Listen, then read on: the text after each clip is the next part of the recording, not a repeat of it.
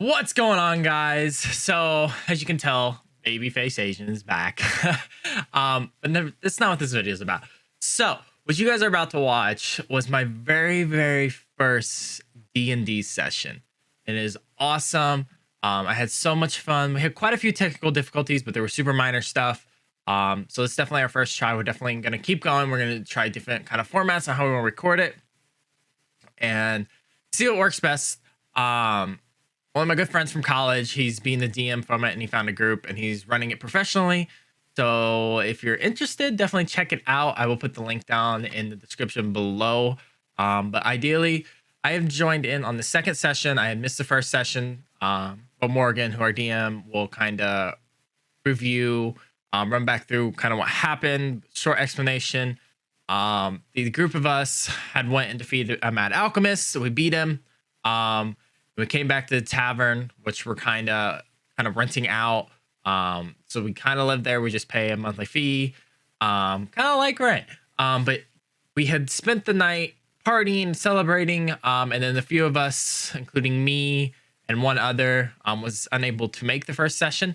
So they worked into the story that we had woken up very drunk, and missed basically the first fight of the second session, and then the second session will pick up where we have caught up. So it was a lot of fun. It was a big learning curve, especially for me getting into D&D. But I really had a good time, and I hope you guys enjoy watching it as well. So yeah, let me know what you guys think. Let me know if there's any kind of format that you want to see it recorded in, or any tips and tricks that you guys use to record your D&D sessions. I'd love to hear it. But other than that, guys, I'm gonna head out. Always remember, keep your head up, keep smiling, and I'll see you on the next one. See you guys. The kind of story so far is that you guys during the equipment section, I mentioned to everybody, I think, that you guys all have recently come off defeating a mad alchemist, as that was kind of like your last great adventure together. You guys have been traveling in a party since you were about level 3 or level 4 respectively. You are all now level 7. You have all during the mad alchemist setting, you guys all leveled up from level 6 to level 7, so this is your first journey as level 7 adventurers out here. You all received a load of potion type loot and money to go along with things, and you also have all gathered at least 1 or 2 magical items to aid you in your journey here, and far you guys have all. Then you went to the tavern that was inside Melitus, and that is your kind of hometown, your base of operations. And you talked to you had you had an incredible time, lots and lots of drunken partying after finishing off the Mad Alchemist and celebrating your victory, things like that. And let's see. And you had a great time. And the following morning, half of you were completely passed out, majorly hungover, unable to rise at the crack of dawn. Oh man, I gotta switch. Like Irmgard and Zenyatta, your Irmgard being your Triton cleric who follows Perforos, played by Duke. Then Zenyatta, your Githyanki otherworld traveling psionic warrior, played by Jason. The two of them rose early, talked to Sela, your regular go-to late-night barkeep at the tavern called the Drunken Cow, where you guys regularly stay. And in the morning, she made you some breakfast and described that there was a large group of low-level adventurers who had traveled to a potential new opening to the underworld. And it was their job to go and discover what it was like, what it was like, confirm the hypothesis that this was a portal into the underworld. And she said that these adventurers had not returned in over 2 weeks, which seemed to be a longer period of time than this scenario should have taken, especially for such a large group. She sent Zenyatta and Guard on their way and said, everybody else will catch up. I'll send them to you when they get closer. As they arrived in this cactus, or they went past the kind of grassy plateau called the Four Winds Plateau north of Melitus. They kind of found an offshoot canyon that followed a large set of tracks with armor and carts and things like that. They followed it into this what was a desert area that transitioned into, and slowly but surely the cactus around them, the cacti around them, continued to grow in size and veracity. The ferocity. Excuse me. The cacti became more and more deadly looking, and at some point, Zenyatta go look at them and cut into one and found that it had capillaries dotted all over inside of it. Like it was actually, part of it was kind of a aloe-like substance that you would expect to find inside of a cactus, but also it had blood seeping through it as well. You walked into this clearing, found a trail of blood. The cacti at this point were massive, several of them being like much larger than the largest person in your party, some of them the size of a small building. At this point, you examined some of the bodies that you found. Some of them were digested. Some of them were pierced and slashed to death. And at that point, the plants started moving around, and you had the two that were there, Zenyatta and Irmgard. They began the fight, and Naomi, your human rogue / artificer, with a robotic cat named Ambient, showed up and provided support, and they were able to destroy several lashing, acid spewing, needle projecting type of plant monsters, and you decided to take a long rest after the hard battle. And at this point, we did take a rest. Okay, yeah, I was going to ask that too, because I knew that we said that we had set up for a long rest. I just didn't know if we were supposed to do it or not. Yeah, so you are currently in the process of your long rest when two of your other party members, Dog and Dondre. Am I saying that right, Q? Yep. Dog and Dondre, your human dragon-based sorcerer and your black dragonborn weapons-based monk come into this scene as well. Hey Q, and what's your character's name? Dondre. Dondre, Dandre. And Odogaron for DD? Yeah. Odogaron. I'll just call him Dog. Dog, I got it. And Dog, you ended up going with two? Did you go with a rare weapon or two uncommon? Oh, I went with the rare weapon. That was actually a question I had. So I got a. Yeah. So a little bit of money management. How short were you on the 6,000 mark to get that rare weapon? Yeah, you're gonna have to help me figure that out. I got 120 platinum, so that's what. Let me see here.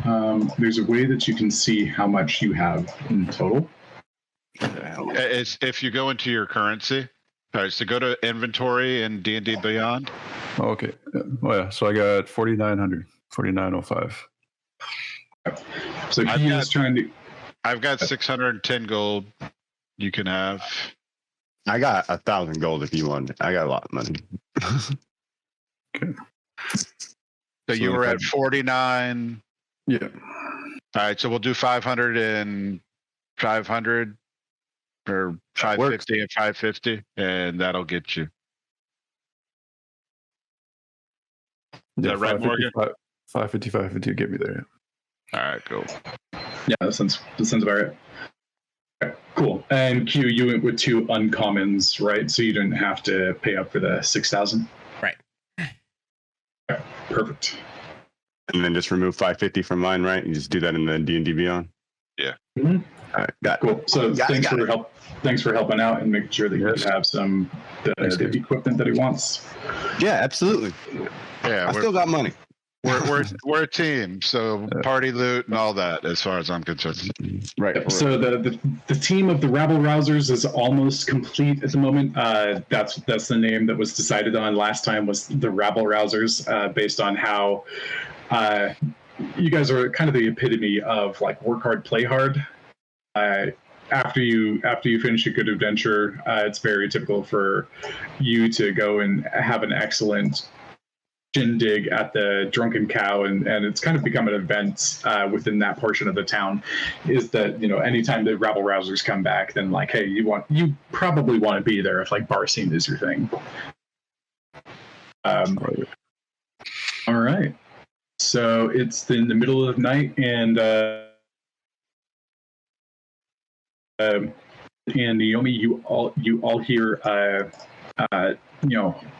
footsteps approaching your location, and it is your 2 allies. Nice. Wait. You guys missed a fun one. That looks like it. You guys made a mess of everything. Oh, yeah, we're still trying to get pieces of things off of us. So yeah, not as fun as it might have looked. Looks like it's fun to me. It's just a little messy. Find anything useful while you're here? Useful? Actually, I haven't even searched yet. No, we do need to go through the human bodies to see if there anybody we recognize. But no, we haven't really searched anything because they were cactus. So And it kind of exploded. Yeah. At the end, that's why it got so messy. Not bad. But yeah, it was. We're a little beaten up, a little exhausted. I figure a good sleep. And did Sayla kind of fill you in on what's going on? For the most part, yeah. So we're trying to help out one of the younger groups that's out there. They have been gone for a while, and there's supposedly possibly an entrance to the underworld. So it's we're figuring it's over here somewhere off the coast. So we're gonna try to find that. And as soon as this happened, we figure we're in the right spot. So, yeah, that's the plan, is get some rest tonight, and then in the morning start hitting up the coastline, see if we can find this cave or something. So did you find anything before all this happened? Like any leads before? Just these bodies, the human bodies here. Those, we didn't kill those. We're not going to take credit for that. That was those bodies are ones that were here before us, and most likely killed by the things that attacked us. In terms of something that got away, this underworld little summoner type thing got away. He left in the middle of the fight. Yeah, he took off. So we figure they're going to know we're coming. If they're all one big group, which I assume they kind of are. Okay. So you guys said you haven't searched them yet. Do you want? Yeah. Morgan, I guess it's a question for you. How far these bodies that are next to us? How far are they? Can we see both of them from where we're standing, or would we have to traverse a little bit to get a better view? There's like, if you scroll up, there's six bodies or so, and I would say 1, 2, 3, 4, 7. 5, 6, 7, 8, 9, 10 bodies left. But can we see all of them from where we stand? You not really, because these cacti are extremely large, and they are some of them are blocking your view. You could wander around and see them, but it's kind of like as if bodies were strewn around in like an actual forest. You'd have to kind of like maneuver to be able to see them all. And this one big one in the corner is gone. Remember, Morgan? Yep, I cleared out my drawings just to. I think there were 2 or 3 that the one thing grabbed, and then right. In terms of bodies, right? Yeah, he picked up like 2 or 3 bodies and ate them, and regenerated himself, right? Yeah, and like one he made into another zombie-ish thing, right? So, from littered around, you guys can see. Pull up the right encounter because I don't have this. Hey, do we have John? Hey, John. Okay. There we go. Hey, John, were you able to get a pic over to Morgan of your character? Yep. Awesome. Yeah, let me get posted in chat.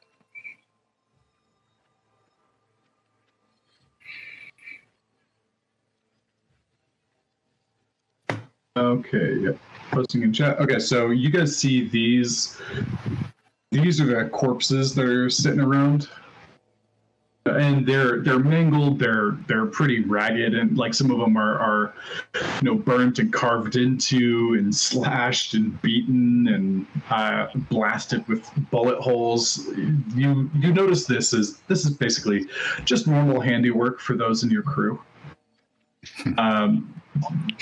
So you guys see kind of the just damaged version of all of these laying around. There's also some plants-looking humanoids with like thorns growing out of there. It looks like a normal human, but they've got little needles sticking out of their skin occasionally, and some straight-up zombies that as you get near to the middle picture with the flowers on top and the tentacles and like the dead bodies, it smells absolutely horrid. It smells like 13 flavors of death and stench and rot and decay, mixed with fertilizer, dirt, and just dry air. And sort of the zombies that are around it. So this has been a pretty nasty fight, and there's a little bit of those dead materials of foul smelling on the 3 party members that showed up first, and they're working on cleaning themselves off as you guys are continuing this conversation. So with that, I'm gonna slightly step back so I don't have to smell it. And my feelings are hurt.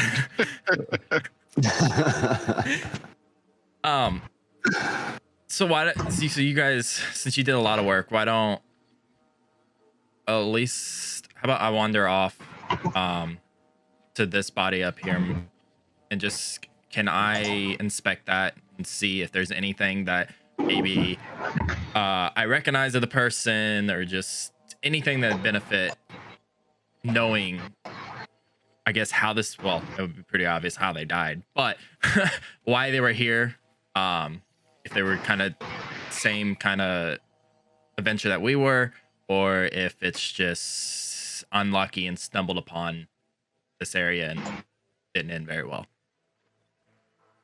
Now, for what you gather and what you heard from Sela and John, Sela is the name of the bartender at the Drunken Cow, which is the tavern that you guys like to stay in inside of Melitus.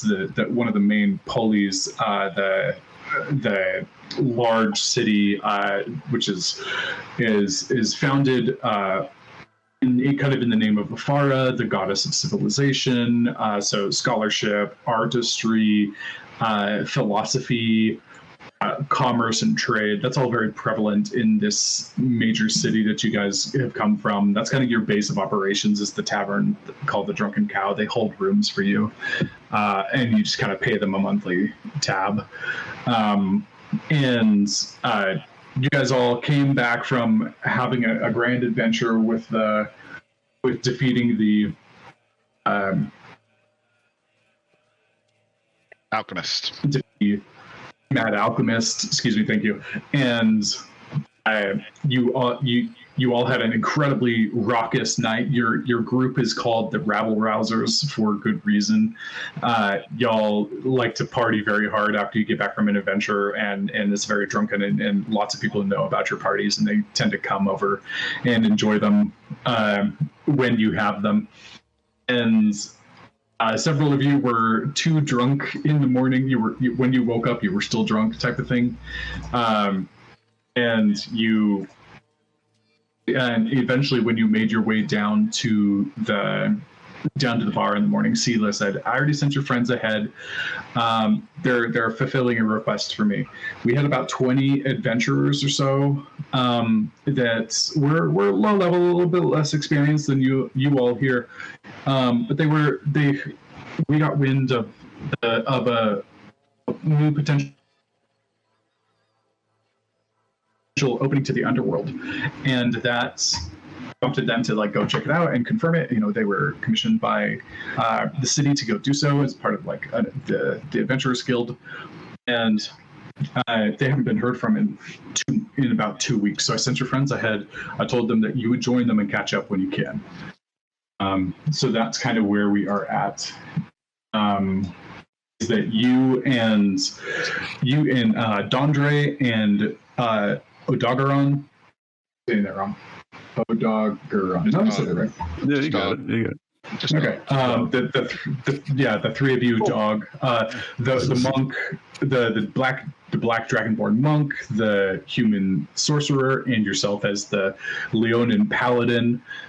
You all kind of wake up about the same time, gather yourselves, and you're the last of the group to catch up. And now you guys have traveled here through a grassy plateau, through kind of some winding desert canyons, and into this location with these cacti. And the cacti are very large, and there's obvious evidence of an extreme crazy battle with some terrifying looking plant like creatures, and that's kind of where we're at the moment. It looks like we've got a couple people searching the from bodies. What you gather, with a couple of people searching the bodies, as you guys do, you recognize okay, cool. You see symbols of the Adventurers Guild from Meletus. You see some other ones that you don't really expect. You're oh, okay, these are people from elsewhere. So this is there was not only one party that came out to investigate this. So you recognize. You don't recognize necessarily any faces. You do recognize the association that they're with, and you figure that these are the people that some of the people that you were looking for in this missing adventuring party that showed up and that you've been trying to track. Okay. So, Morgan, how far of me searching this body am I from the rest of the party right now? Each X is 5 feet.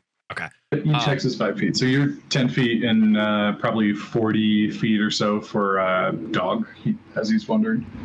Okay. So I'll turn around and say to the group, so some of these bodies are some of the adventurers that were sent off already, and then some are symbols that I don't fully recognize. All right, so multiple parties were probably given this job.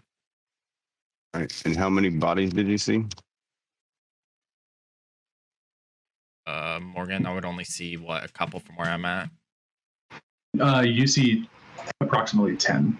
10. So I see about 10 from where I'm standing right now. And the party did mention that there was one of that if you look into the images, that kind of yellow flowered top thing with the undead things in the middle, or the bodies in the middle, that thing was eating some of the bodies. So there used to be more, and now there is fewer bodies. Do we want to search them for items and such? Well, let's do this. Let's at least take their guild badges, and that way we can give them. Right. Take back some sort of memento for them. Yeah, exactly. Yeah, see if there's any personal items on them, things of that nature. Okay, I agree with that. I agree. Yeah, so do I. I'll search the 4 at the top if I could.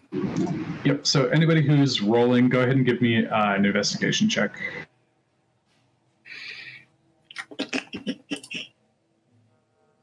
Oh, perfect. That's not good.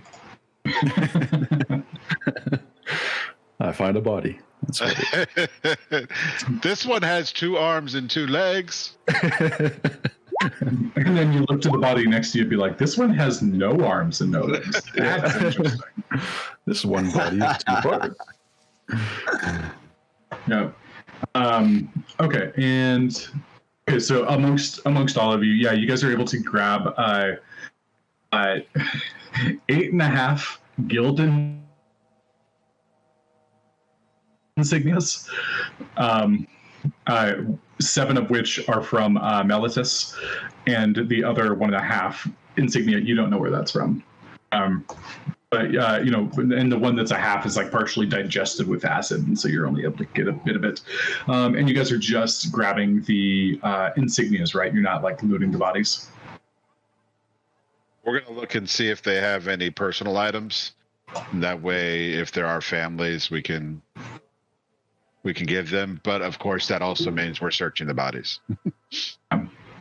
Okay. Yep. And you guys do search the bodies, and you find a few mementos, keepsakes. A couple of journals with like personal names and references in there. But surprisingly, you don't find any gold. You see some basic weapons. So if there's any sort of weapon that you like want to pick up, it's probably around here somewhere. But for the most part, you guys don't. Nothing valuable for adventuring purposes, which is very strange to you. Right. Why would the adventuring party have no items on them? No valuables at all. Right. No valuables at all. Just because of the high investigation from pretty much everybody. You guys kind of deduce that, like, oh, you were not the first ones to loot these bodies. Right. Hmm. Well, for myself, and I think I speak for Irmgard also, it's sleep time. Yeah. Morgan, really quick, Noemi's dog, is it a good sentry? Mm-hmm. Sure, but yeah. That's a good question. See if we can find the stats on this thing real quick.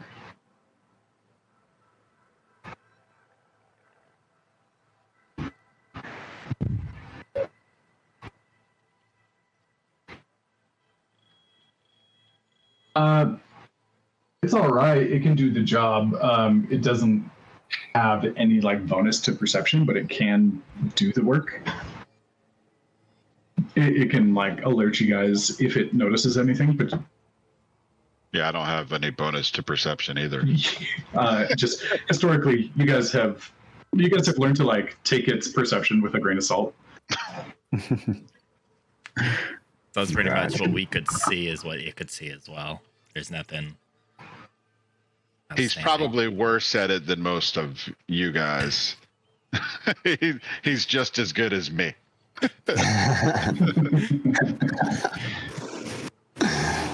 Yeah, I'm not too bad at it, but I'm going to sleep. Yeah. Yeah. I'll stay up since we just got here. Yeah, I can stay awake. Keep guard too. Yeah, because Alright, they wrecked me. They wrecked me. So why don't we? Yeah, your cleric. It's been a while since you've seen him look that haggard. He is like barely able to keep his eyes open. He's still bleeding from plenty of places. He looks like he needs a rest for sure.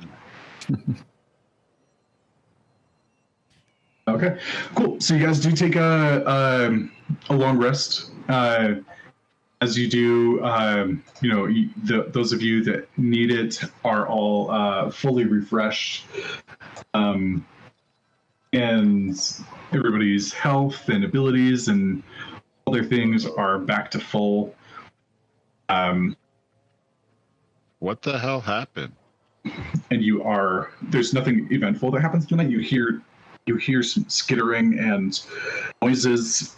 The desert seems to play some tricks on you every now and then, in the night with sounds and different visions of movements. You're not sure if it's a bird or if it's a monster or whatnot against like the moon or the star. But nothing happens this time around. Hey, In the morning, you're all set to go. Yeah, Jason. do you know how many hit points I had? I see that you had 50 hit points left. I had 50 hit points left. I did my full rest, and D&D Beyond, it moved me to 33 total hit points. That's bizarre. Which is like 12 more than my con would give me.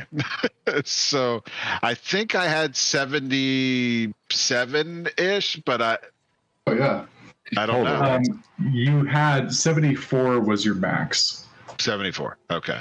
Yeah, so that's weird. Yeah, so go ahead and fix that up. Thanks for the call out there. Yeah, done. And Duke, did you refresh and all that? Yeah, I refreshed all mine. Okay. Does it show on there as refreshed? Because on mine, on D&D Beyond, it shows that all my stuff is back. Okay, it does not. You've got the Roll20 plugin working and all that? Right, that's how I did my investigation roll. Yeah, same Yeah. here. And mine didn't move either on hit points or the psionic dice. That's Oh, there it goes. super weird. Yeah, I did that one manually. Okay, we will just I have 6 psionic dice. kind of revisit that later. Okay, that's cool. Cool. All right, cool. And then, guys, the bars that are above your heads, green is for HP. And then if you kind of click on yourself, you'll see a dot come up that's red, one's that's blue, one that's green. Green's your HP, blue is your armor class, and red is your movement speed. If there's something that you want to track, like Jason's tracking his psionic points because he's a psi warrior. Quentin, if you want to track your sorcery points, you can do that, or key points for you, dog, or something like that. If you want to track something other than like movement and AC, just let me know. Okay, cool. Now with that weird glitch that shouldn't have happened out of the way, it's the morning, and you guys start to hear different types of animals and creatures come out in the morning. The day is yours. You have a bloody trail to follow. What do you do? So I start my day like I normally do, and I give what is your freaking guy's name again? Who, me? Yeah, yours. I gotta find it on here. Zune is fine. Zune. Zune, so I give him the blessing of the forge to give him the +1 to armor class for the day again. Okay, that's for the full day. Yep, until I die or go to sleep, or until I take a long rest. Actually, not just go to sleep. Doesn't cancel on the show. All right, sounds good there. I can modify that so it shows up on as his blue bar. It's got a little plus, meaning he's like overcapped on his normal armor class. All right. All right. So what are you guys up to?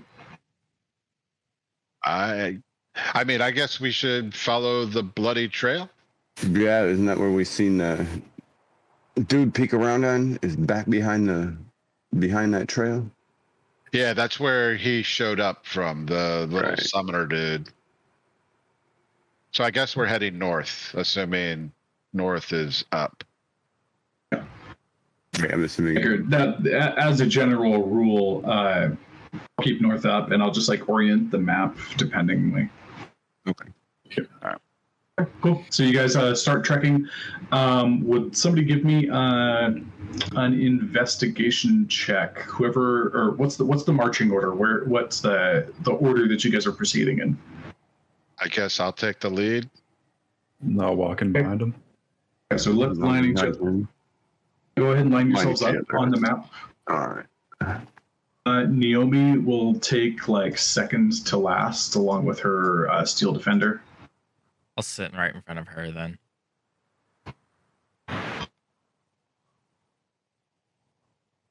Actually, And up front. No, I'll go right here right now. That's fine. Okay. Okay, so you guys are kind of going. You've got your three heavies in front, your spellcasters in the middle, and you've got your mechanics in the back. Yeah. Okay, cool. So investigation. Okay, with an 18 for Zanyalta, this is a pretty easy trail to follow. It's a well-worn path, and it looks like there's plenty of cart tracks that come in and out of here. But that seems like normal operation. But lately, it's been lots of blood and dragging of bodies and strange-footed creatures moving about. It's a very out of place type of trail, and so therefore it's very easy to follow. And you head north. It eventually kind of curves around. The cacti kind of down in size slightly. There's less blood outside of this like kind of initial space that you found the bodies in, and you eventually start to see some of the desert let up slightly, and less sand and cactus and more like brush and dry grass and some scraggly, tough, water resistant or drought resistant trees, things along those lines. And somebody say something? Pretty good. Okay, cool. Thought I heard something. So you continue up on this path, and you eventually come across more like a little bit of a solid road that leads kind of splits off.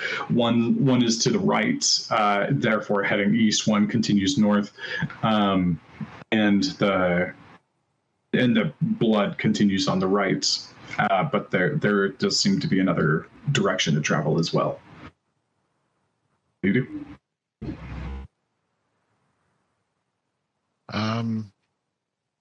What do you guys think? Obviously, ultimately, we were going to probably want to go towards the blood, but this other path, who knows? It might lead to a vantage point, something we can look over. Is it like a 90-degree fork, or more like 60? It kind of like veers off, and then kind of straightens out.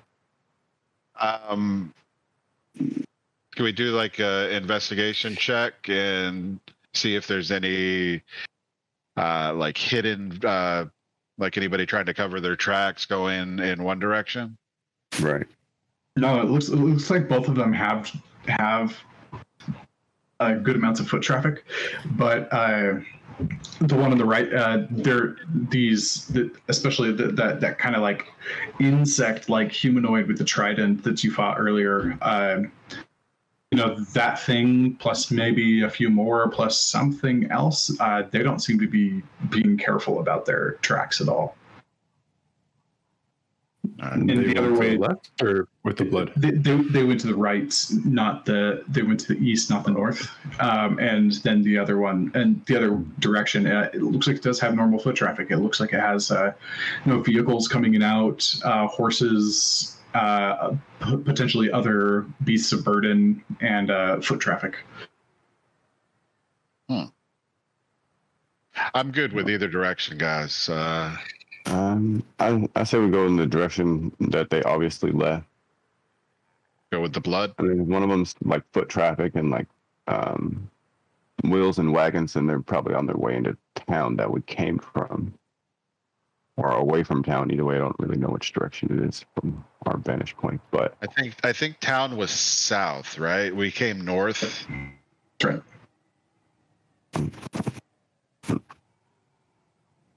So, Which way is the ocean or the water? Because of where you guys are at, you know what? I will just pull up a subsection of the map to show you.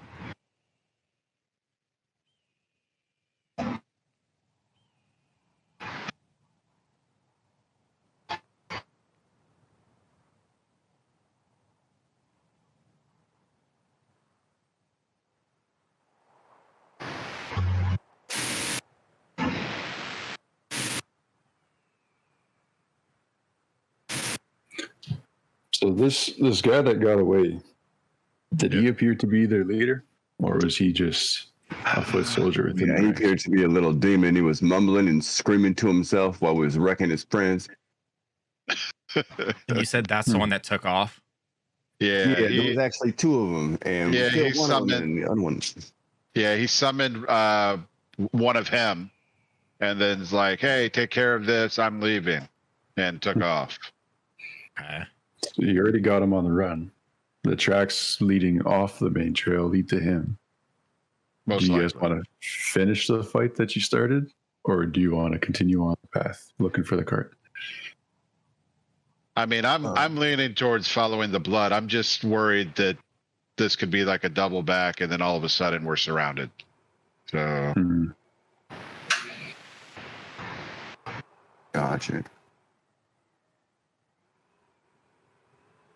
but since it doesn't seem like there's any odd tracks going in the other direction, they're like humanoid and you know, horses and wagons and shit. I say we go towards the blood. It's just super weird I agree. that all that traffic's going, but we've ran into this basic grave. Yeah. Cactus graveyard. Yeah, that's why I'm thinking the people going the other direction aren't innocent. They're probably hired henchmen of the bad dudes. I don't. So sorry. So the foot traffic and the things that you see, it is multi-directional. So it looks like people are coming and going. It's not just they're going one way or another. But how they coming and going so often with this graveyard of cactus coming through, like you said? Right. Yeah, they're not innocent. No, they're not. And these are the people we're looking for to rescue? No, we were looking for the adventure band where we found half of them. You know, they said there was about 20, and I think we found about 7. 10. Yeah, Was it 7? 7 of them, yeah, with their guild badges. So right. those are some of the people that we were looking for. There's about 13 and a half-ish unaccounted for. Hmm. And then whoever this, and there was obviously just more than them because there was some other people that were killed as well that weren't part of it. So do you think those men are on parts that are coming and going? Whoever's proficient in nature, go ahead and give me a nature check. Not me. I tend to doubt it, but I have a good. I have plus 1 to my nature check. I've got +4, but I'm not proficient. Right, but I'm not proficient. Yeah, going with the proficient only at this moment. All right.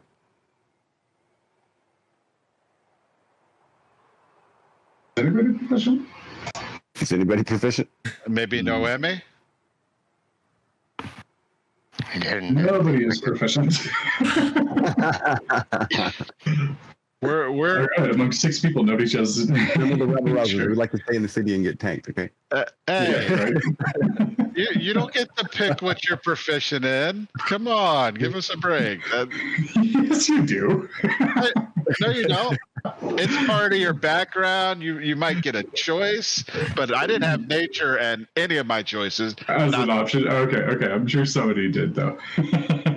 Oh well. Okay, so Naomi and Zanyalta, you guys kind of with what you've seen so far, with that little monster creature, with the size of these cactus, with the cutting inside of it, and seeing the capillaries and the bleeding, and you see the this grisly floor, and you swear that this blood trail is actually being slowly absorbed by the cactus around it, and the cacti are slightly larger than the night before. You kind of expect that this is not normal. This is not normally a cactus graveyard. This is not normally, these things are not normally this size. This perhaps is a semi-recent development. So it could have been an innocuous traveling location up until recently.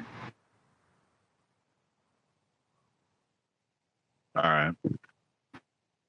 I give that insight to the rest of the team. So the way that I understand it, you guys know that because your passive investigations are 18 and 17, which is ridiculous. good. And then if you guys look in the chat on Discord, you guys are Melitus is right in like the corner of like a peninsula, and the Four Winds Plateau is directly north of that. And then you guys are just like in this mountain range directly to the east of that. So you're actually probably only several, maybe like dozens of miles away from the ocean. It's like, or from kind of the gulf that makes the peninsula, and that's directly to your south. With that being said, Morgan, south. how much of this area am I familiar with? Since I'm from... This particular place is unknown to you. You know, the Four Winds Plateau, that's pretty normal. But this particular mountain range, there's like, go ahead and roll a history check for me.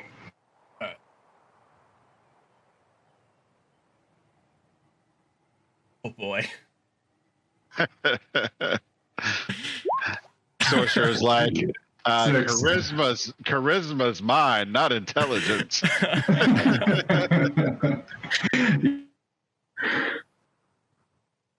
Yep. So you're like, man, this is crap. It's all deserty. It's dry. It's hot.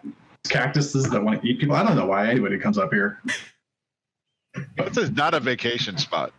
Nobody has a timeshare here, guys. Oh. Okay, so what are the rest of you, or what are you guys doing? John, any input? I haven't heard from you in a minute.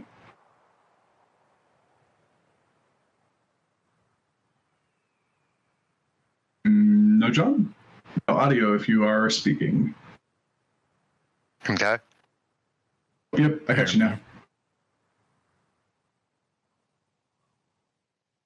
I say that we follow the path to the blood trail to the right. That's where it was going, to the right, right? Yeah. Yep, that's right. Yeah. Okay, cool. So you guys keep going, and it's a little ways away.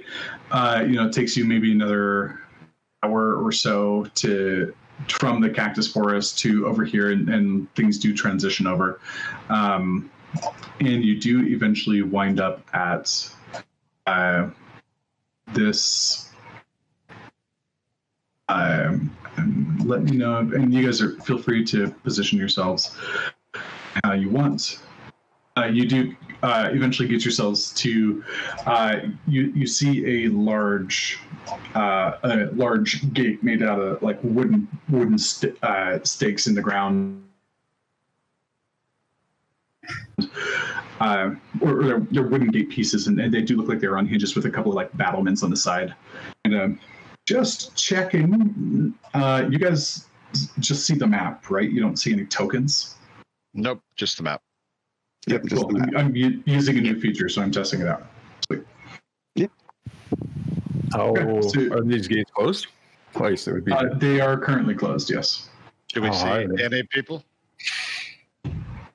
No, you don't see any people at the moment. How high are the gates? I'm just gonna ask. The gates are about 20 feet high each. Do you guys see, like, I forgot to turn on fog of war. Do you guys see, like, Yep. just see the gate fog. area now? Yep. Okay, yeah, no, it went black for a second, but yeah, now I just see the gate. Perfect. Okay, cool. Yeah, so you just see a gate, and looks like it's just a gate, and then like two tall towers with some like railings on the side. And like littered around, you kind of see you see a bit of mining equipments and like some stuff around. So that's about your only clue at the moment.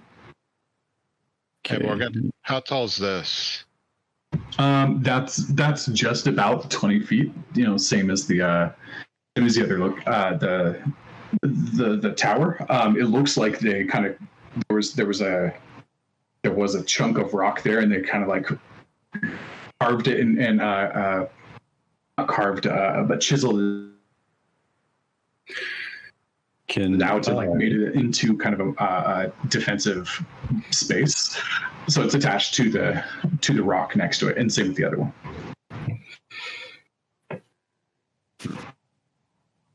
I'm just gonna ask everybody, just be patient for 1 second.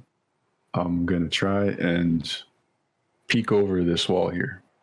If you wanna, I just want to see what's on the other side before we decide to burst through this gate. Sounds good. All right. I'm gonna use my weapon, and it should be able to reach the top of that. I'll jump and reach the top of that tower. So what are you doing with the weapon? Are you like trying a grappling hook move? Yeah. Okay. Also, don't monks have like a wall run speed? Do you already have that? Not yet. No. I want to say that's 11. Yeah. Was that higher level? Okay, Yeah. cool. Yeah, go ahead. Yeah, go ahead and roll an attack roll. There, dog. An attack roll. Yeah, just to make sure you hit the spot. Okay, yeah, that's fine. Yeah, so you see like a good chunk of rock that's kind of beyond the little railing there, and you flip down your chain and your sword, and it goes into the chain mode, and you fling it up there, and it inserts itself into the rock, and like you can spend your movement speed to basically like climb up to the top of the tower. Yeah. And I need everybody to roll initiative now. No. Guess I couldn't do that stealthy kind of shit. Hold on. Crap. I forgot to make sure you guys click on your icon before you do initiative, and I didn't. So, Morgan, that means you'll have to input it, I think. Okay, yeah. Okay, give me just a moment to find the right spot.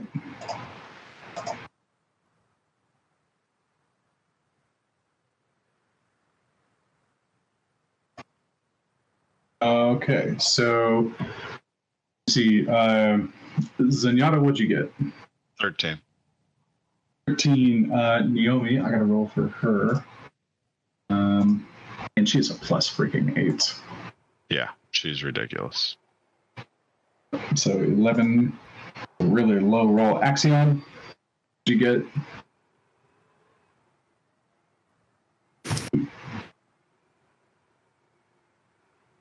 30, 20. John, if you are speaking, I cannot hear you. Guard I got it. has a 7. Okay, Dondre, 18, and Dog, you've got a 9. Okay, perfect.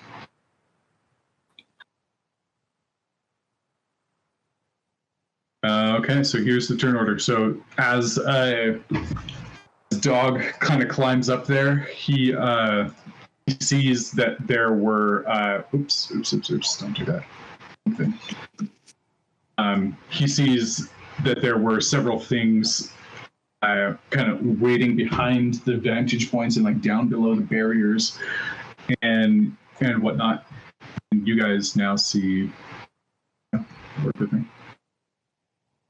Oh, crap. Oh, well, hello. So these things are up here. And let me see if we can get it right this time. Okay, so not all those.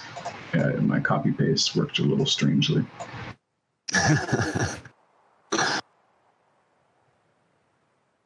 With your new vantage points, Dog, you do basically see everything else, and there does appear to be like mining equipment and some carts and some crystals and cart tracks and things like that. Okay. Cool. And so you come up, and some of the things that you see these white ones, these large white ones. They're hulking, like they're plant creatures, but they look like they were born out of a cactus, and they are just there's needles everywhere. They look harsh and vicious, and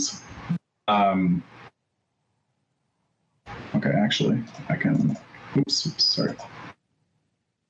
Yeah, these are the fast guys. So I'll put their pictures into the chat. Nice picture. Yeah, so you see 2 of these bulking, like, huge ones, and they just look vicious. You also see 3 like smaller ones that probably look like subordinates to this thing. You see kind of this creepy red-eyed purple and black bug type thing with 2 arms with pincers up top and 2 arms with pincers below that are wielding a trident. A trident. Then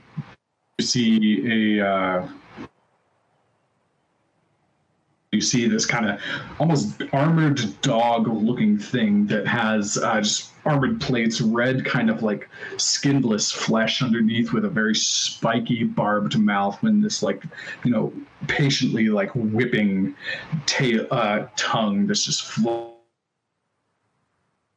That's flailing disgusting. about. And now we are in combat. So Axion, you are first. Okay. So what am I guess, able to see right now? At this point, they've all kind of like stood up, and like you hear lots of shrieks,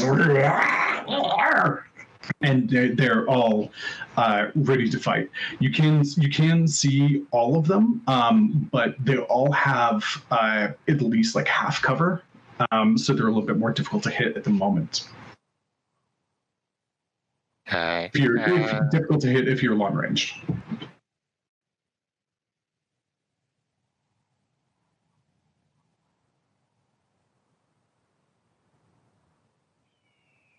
That's yeah,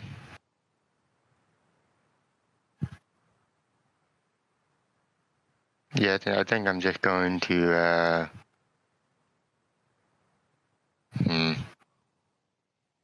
I'm going to move. I'm gonna move over to here, and I think I'm just going to yeah, and then I'm just gonna throw one of my javelins at we'll throw this guy over here. At the creepy looking dog thing? Yeah. Go ahead and roll your attack. The 21. Ooh, all right. Yeah, that'll do. Half cover gives them a +2 to their armor class. Basically, makes them harder to hit. But even with that, you with the 21, you do succeed. Go ahead and roll your damage. Yeah, 10 damage. 10 piercing. 10 piercing damage. All right. Oop, gotta select the right thing. Okay, it takes the javelin.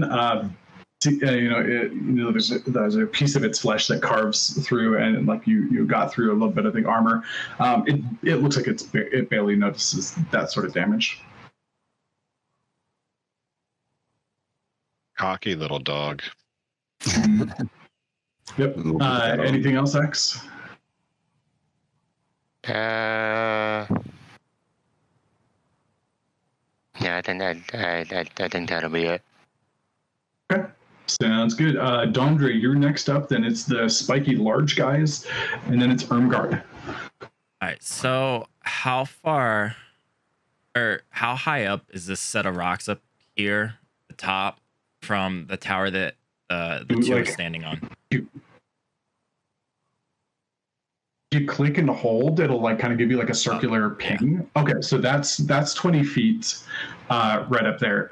Over here, go ahead and give me a perception check. Oh, and also anybody that was in the fight last time, this guy here, he looks like the bug that got away.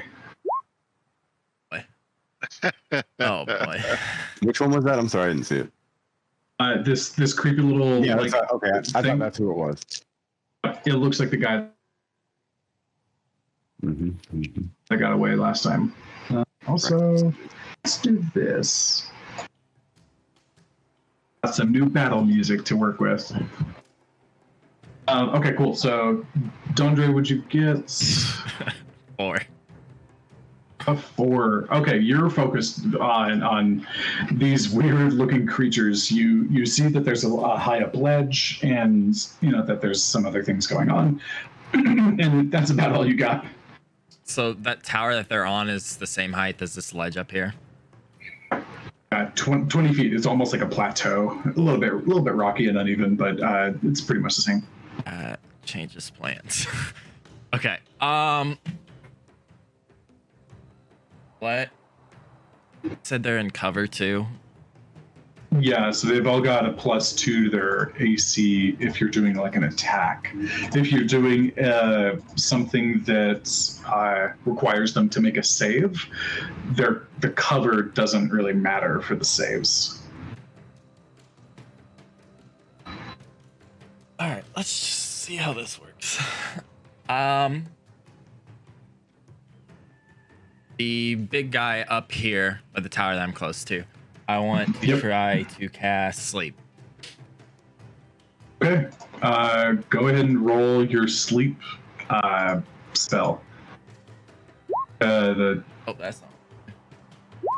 Are you gonna upcast it? Are you doing a level 1? Yeah, we'll do level 1. Why did it send twice? Okay. Just from like some of the people here are new, including UQ, so I'll kind of give some advice.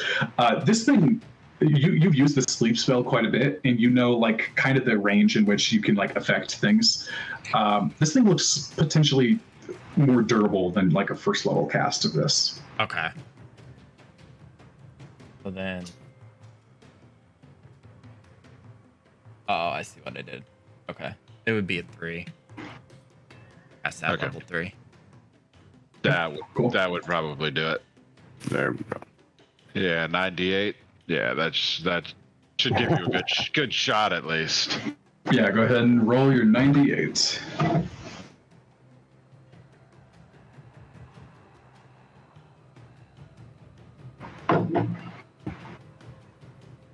I'm so happy that I found battle music with the didgeridoo in it.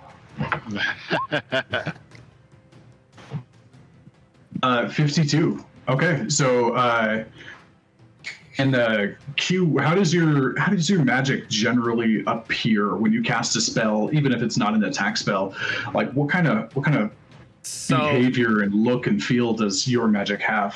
So as you cast it, you know how like if it's really hot and you look out in the distance, it kind of gets that wave kind of mirage looking. Shimmery mirage, yeah. So as that goes off, it would kind of create that around this Hulk. I'm just gonna call him, and even that looks Okay, from this as needling far Hulk. as it be, yeah. So it just looks like a mirage just surrounding him as I cast it. Okay, gotcha. And there's no save on a sleep spell, right? Nope. It's just you have to roll. Okay, cool.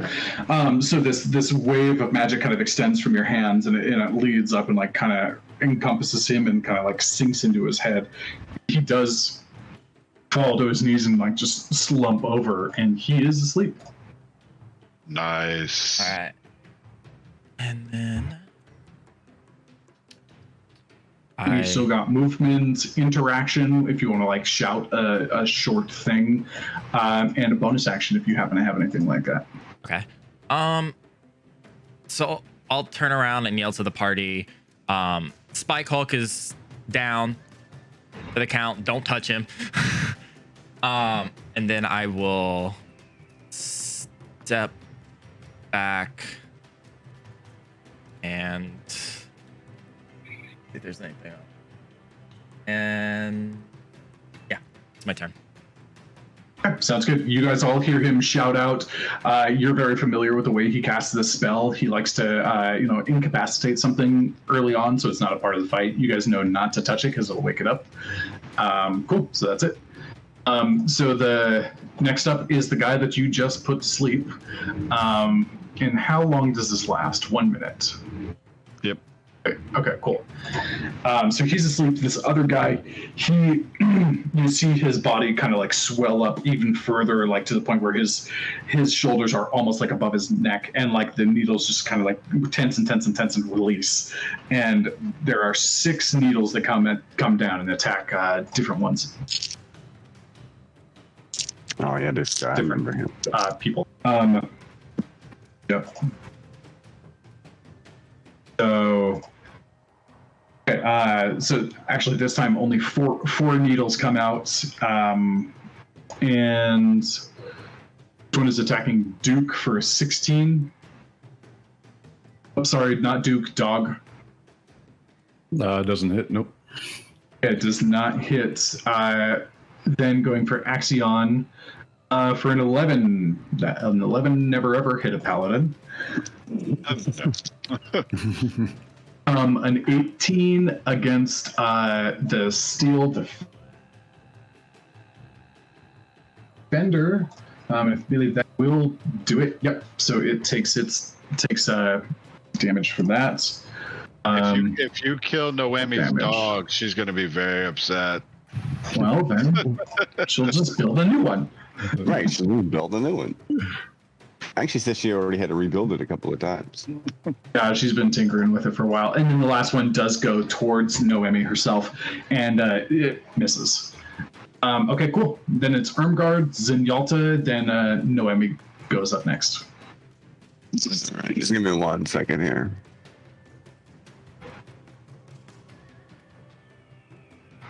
So 120 feet. Each one of these is 5 feet. Is that the deal? Each hex? Yeah. Yeah, each hex is 5 feet. 5, 10, 15, 20, 25, 30, 35. All right, so this little dude that ran off last time, I can see him from where I'm at, right? Yes, you can. All right, great. I'm going to cast Guiding Bolt on him at level 4. All right. One, And he does have an increased AC. Go ahead and roll. I pressed the button anyway. So I was trying to throw the spell in there, but Okay. With his increased AC, you just barely missed. It goes by. He sees it coming, and he just kind of like hunkers down, and it blasts a hole inside of the barrier next to him, and like kind of glances off one of his shoulders, and it does not connect. Gotcha. Alrighty. So I'm Yeah, going sorry, fourth level spellcast. It's all Sorry. good. It's all good. I'm gonna move right there, and that's my turn. Okay, cool. Zenyatta, then Noemi, then these little needle guys. All right, so I'm gonna Misty Step. Right there. Mhm. And then I'm going to attack him twice. Okay, go ahead. Roll your attack.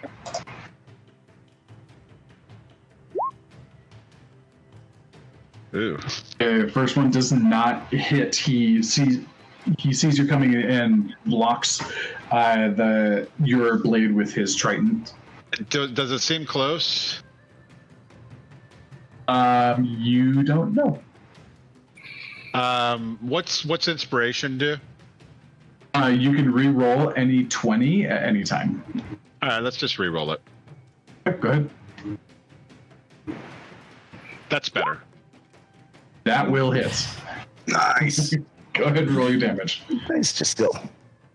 You know, sometimes you got to re-roll. Right for it.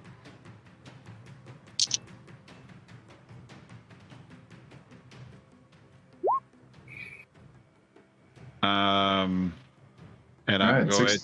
I'm going to add Psionic Strike. Okay, so it's Wait, is Psionic Strike what I want? subtracts one of your points. Yep.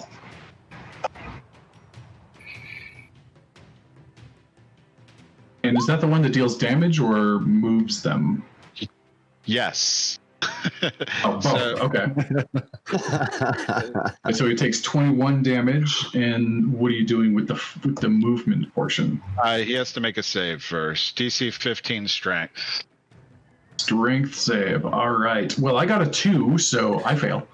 All right. So I'm going to make now. If he's prone, I get advantage.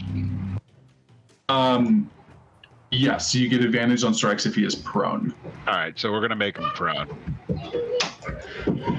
Can you do that with your skill?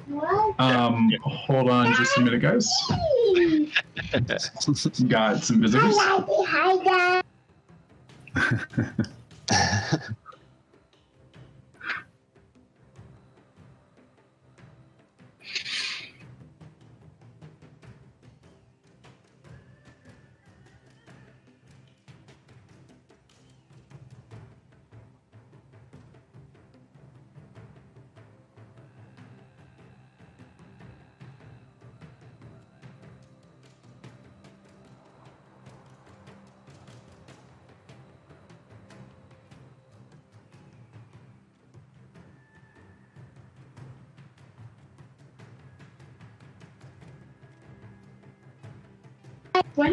Okay. Okay. So with your psionic strike, you can like force them like flat essentially as the movement. Is that right?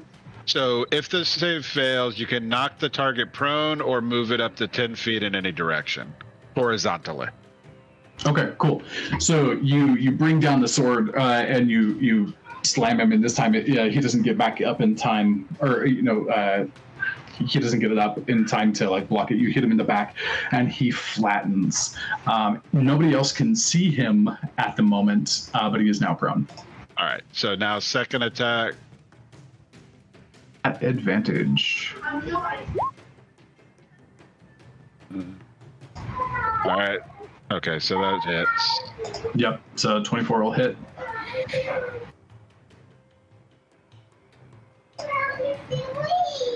Oh, that's nice.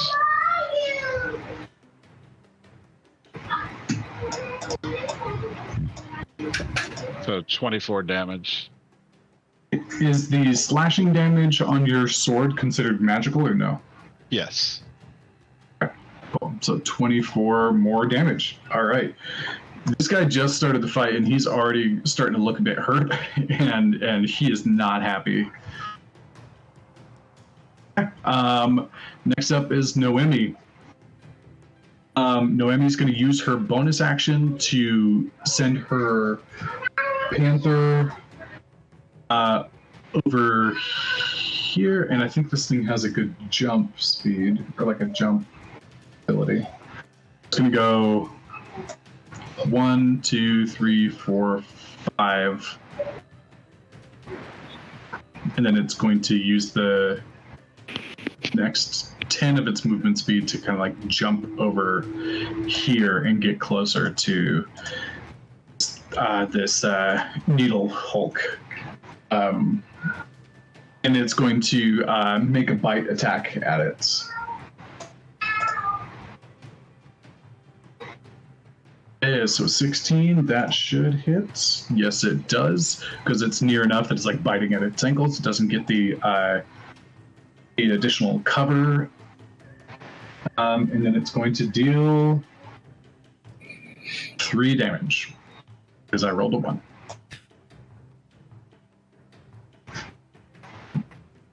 Okay, and as you see it bite down and start to rend this thing a little bit, it comes away, and it's actually got like a couple of needles sticking out of its own face. It went through metal? Kind of mechanical panther, and it takes 2 damage. Yep, it found a joint or like a wire or something, something that's less. Yep, a little bit. It found a crevice. Yeah, it found a crevice. Yeah. So that is its needle defense. And I'll just give you the details here because it kind of pertains. If you make a melee attack against these creatures, they take 2 piercing damage, and you can make an attack at disadvantage to avoid the recoil damage. And then Noemi's gonna take her hunting rifle, and she's gonna aim it at the one that is attacking her mechanical pet, and gonna fire at the hulking brute as well. So for 16, that will not hit because of the range and the cover. So just misses. These Hulks, based on the last couple of attacks, they have an armor class of 15 plus 2 up to 17 because they're on the high ledges. Does she get advantage on that because she's a rogue? Oh, no, she doesn't get advantage on it, but she would have gotten sneak attack damage if she had landed the hit. All right, got it. Thanks for the reminder. I did forget about the rogue thing. Okay, so it's now all these the smaller needle creatures, and they are all going to do the same thing. They puff up and they start launching volleys of needles towards everybody, and it's just like raining constant small needles from the sky. The first one, he's gonna launch 2 needles. First one is at guard for 10 damage, or for 10 to hit. Does not hit. I know your armor class. And 11 to hit on Dondre. Okay, so the needles come in. They're not particularly fast. They're not particularly heavy, so you guys are able to dodge these things fairly easily. Next one's going to make 3 attacks. First one's against Axion. Gets an 11. Oh my gosh, I cannot roll high with these guys. Next one's against Dondre again for a 10. And then one's going for Dog. There we go. I got a 24 to hit Dog with a needle. Use deflect missile on it. Okay, 6 damage. What do you have to do for deflect missile? Remind me. The 8 plus 10. Yeah. 8 plus 10. It's only 6 damage, so you do deflect it. Do you want to spend a key point to catch it and redirect it, or just get it out of there? How far can I throw it? See if I can find it. That's a good question. I'm not sure. Maybe 20 feet. I wouldn't bother. These things are not strong projectiles. Yeah. Okay. I'll just drop it. Sounds good. And that's your reaction, right? Yep. Okay, cool. In the final one, he pops up and he launches 6. So he's going for everybody except for Zenyatta, because he's kind of far away and harder to hit. So first one is against Noemi. For a 9, does not hit. Next is against Ermgard. Oh my goodness. Shoots the dog because I rolled a 1. The dog takes a maxed out 7 damage on that. It's got a needle sticking out of its butt now. It does not look too happy. It kind of like kicks the thing. And then it's going to continue on. That's 20 to hit against Dondre. Yeah. Okay, that'll hit you for 4 damage. What'd you say, 4? 4 damage, yeah. Against Axion, that's 14 to hit. 10 to hit on the Panther, and then once again 21 to hit against Dog the Monk. Oh, that is. Yeah. And so that'll hit you for 5 damage. How much? 5 damage. 5. Okay. Mm-hmm. Let me see here. What's this thing? Would I be? That's better. Go ahead. I was gonna say, would I be undercover if I'm on that side of that railing? Not really, because you're kind of eye to eye, and it only goes up to like about your waist. Mm-hmm. Yeah, they have cover because of like it's from the vantage point of the people down below, it comes up to more like chest height or something. Mm-hmm. Cool. This dog-like creature, the one with the armor and the spiny tail, it is not happy that it got hit with a javelin. So it's gonna lash out its tongue and it's gonna go for Axion. For 18 to hit. Nope. No. Okay, so it comes down. You see it coming. It just like lashes the ground, and there's a kind of nasty-looking groove in the center, or next to you instead. That's its turn. It's going to move over here. No, it's going to stay where it's at. It's just going to get a little closer over here to Dog. Next up is the summoner, this little insect-like guy who did a summoning previously. He stands up for half of his movement. No. You skipped me. You skipped the dog. I did skip you, Dog. It is your turn, Dog. I'm just gonna. Well, as I peek over and I see that there's 5 guys standing up there, and I got this fancy new toy I got from the wizard. I'm just gonna huck over an elemental gem on top of that platform. Oh shit! Okay. Which gem did you choose? Red, so it's fire. Okay, so you're pulling out a fire elemental? Yeah. I'm gonna toss it right. I can't really click on there. Right in the middle of them. If you hold it down, click and hold. Oh, there we go.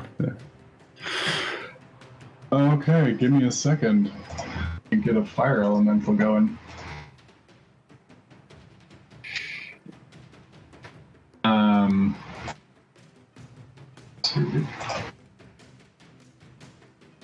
And can you describe the spell or the effects of the item for me? Do you have to give? I just got to break it using action. Is it automatically friendly? What's the deal there? Okay. And then it summons, and that's all it says. Mm-hmm. Yeah, summons elemental. If I cast elemental, and the gem's magic is lost. And the gem's magic is lost. All right.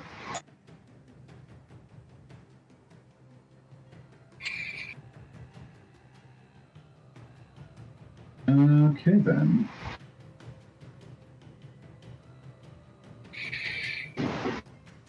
Holy Jesus! That's the default size that it comes in. How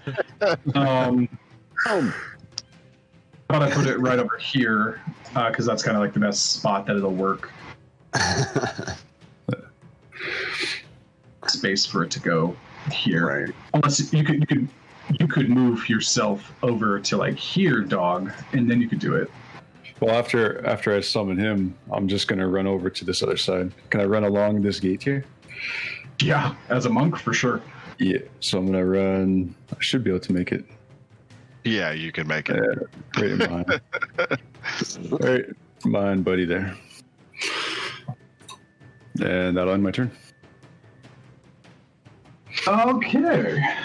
I need to. Okay. What level fire elemental is this bad boy? I think that's 5th. Let me check. Conjure Elemental 5th, yeah. 5th challenge rating, or Well, it just says 5th level. okay. I gotta pull up that spell then. Just conjure elemental. It's uncommon gem, so I know.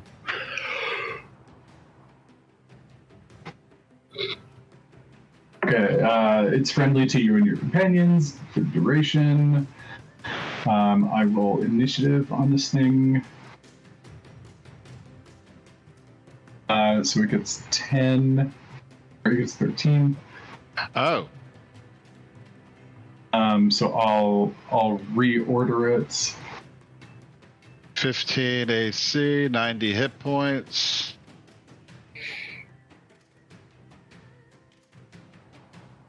Okay, so you are now essentially concentrating on this dog.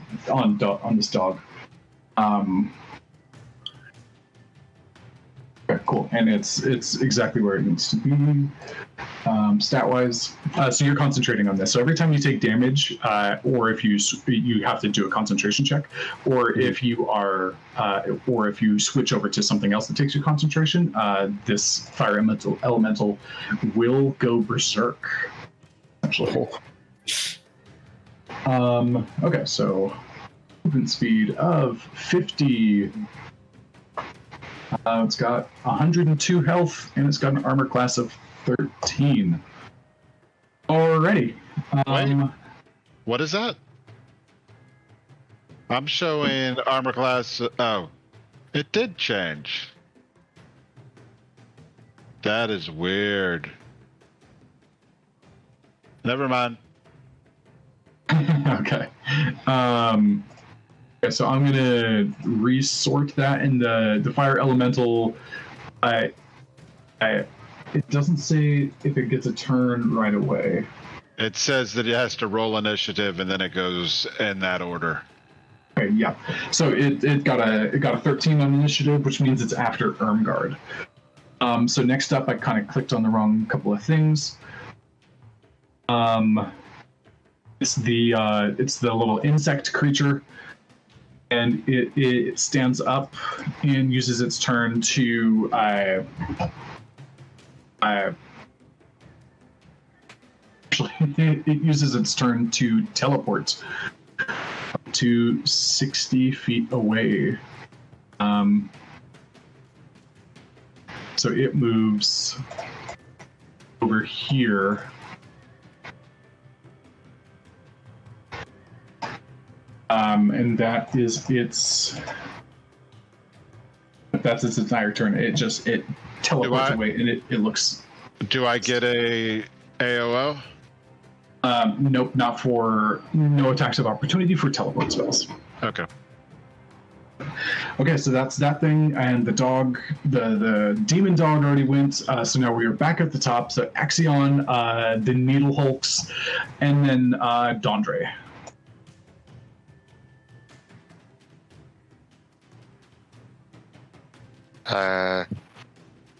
It's my turn now, right? You just this spiky tongue just lashed out at you. The monk just threw this vial on the ground, and it exploded in fire, and then the fire reformed and just became this like large fiery beast in front of y'all. Yep. Yeah, God. Alright.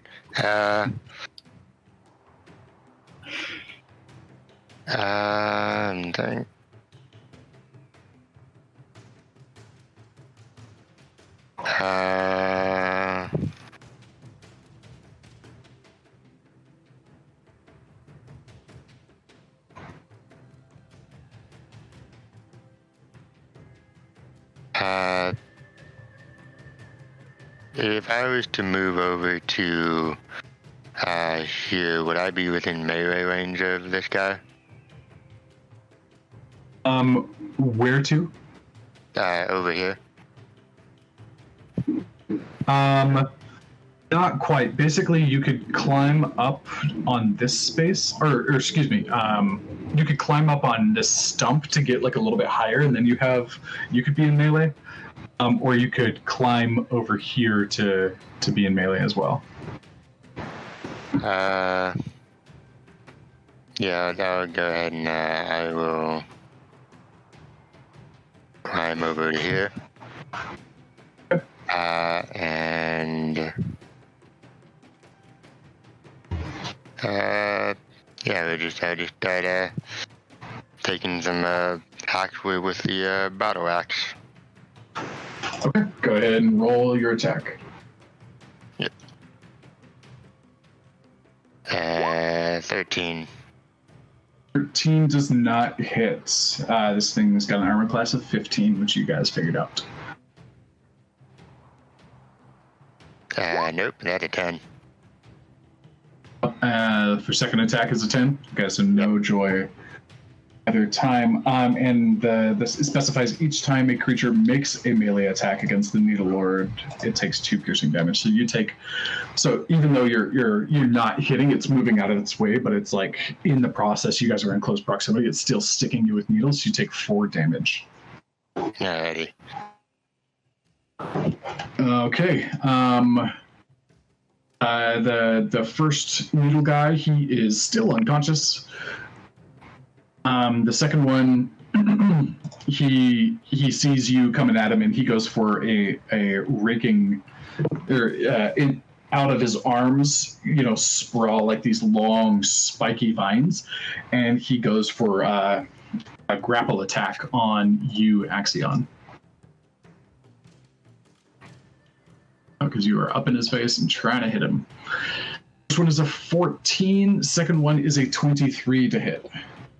The second one hits. Okay. Then he hits you for 9 damage, and you are grappled. You can use your turn next time to break free of the grapple with a contested strength check. Actually, it's for this guy. It's a DC. It's a saving throw, like a strength saving throw. Okay, that's his turn. And I will put it on here that you are grappled. Got some nice little icons to work with, which is cool. Okay, it's Ermgard, the Fire Elemental, and then Zenyatta. Did you skip me? Yes, I did. I'm sorry. I am being trigger happy. Yep. See you, Dondre. Thanks for keeping me honest. I thought somebody was before me. You're good. Okay. For my movement, I was going to move up to this ledge. And you said this is like 30 feet up? 20 feet up to get to here. Okay.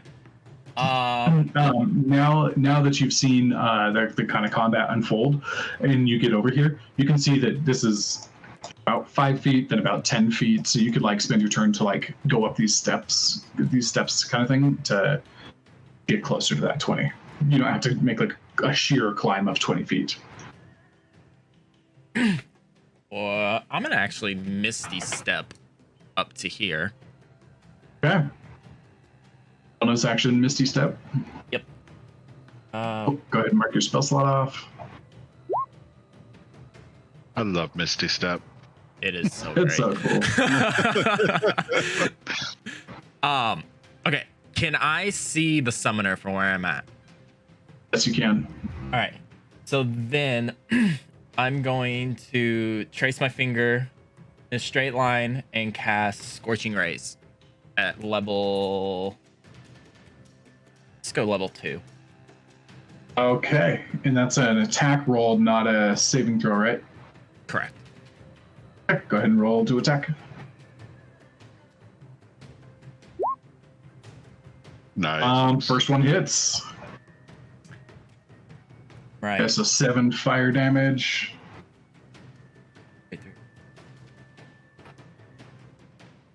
For each ray. Oh wait, that And would you be roll for each one. wow.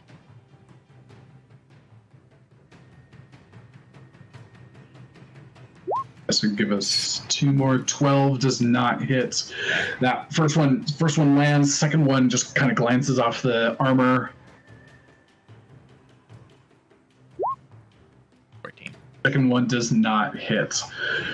And this one, the first one that hits, it singes and like it kind of like warps the plate a little bit. That is just kind of naturally on one of his shoulders and like near his chest. It doesn't seem to do as much damage as you usually expect this spell to do. Okay. And that'll be my turn then. Next up is Ermgard. And then Fire Elemental, then Sunyata. All right. Cool. 15,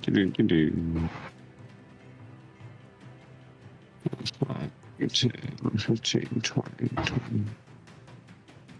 So I'm gonna move here. And then 1 second. Where is it?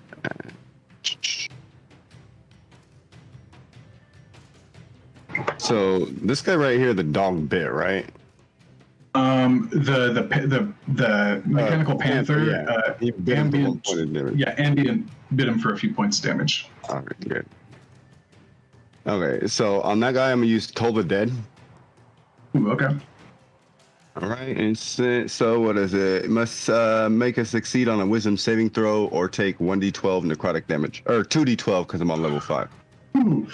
All right, that's a natural 2. So yeah, I failed my save. So roll your 2d12.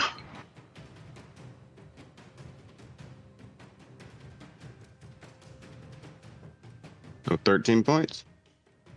13 points. All right. All right, and I'm going to end my turn. Okay, so the familiar ocean bell toll that might be heard in like a lighthouse or something, dong, dong, rakes out and hits the thing. It shakes its head, and like part of the green and yellow spikes, some of them like start to shrivel away, like black and dead. Hey, next up is the fire elemental, then Zanyata. I tell it what to do, I take it? Or is it just act on? Yeah, it's just friendly towards you guys, I think.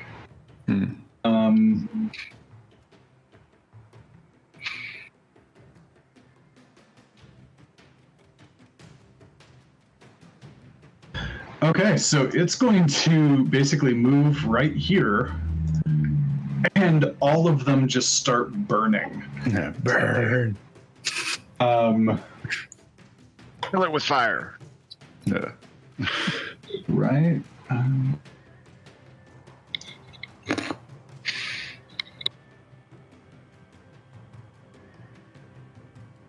Okay, yep. So it's 1d10 fire damage on all of them. And so that is 3 damage to the dog. And once again, it does not seem to be doing very much on the fire damage, so that's only 1 point of damage there. Against the tiny little meal guys, full damage, so that's 7 to the first one.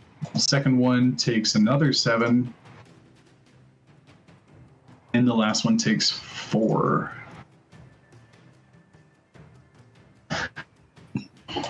Okay, and then also, just because of how large this thing is, it's going to reach out and do 2 like flashes at the large guy, and to hit it, the Needle Hulk. So that's a 7. That's a 13 and an 11. So it does not hit. So it is staying there, and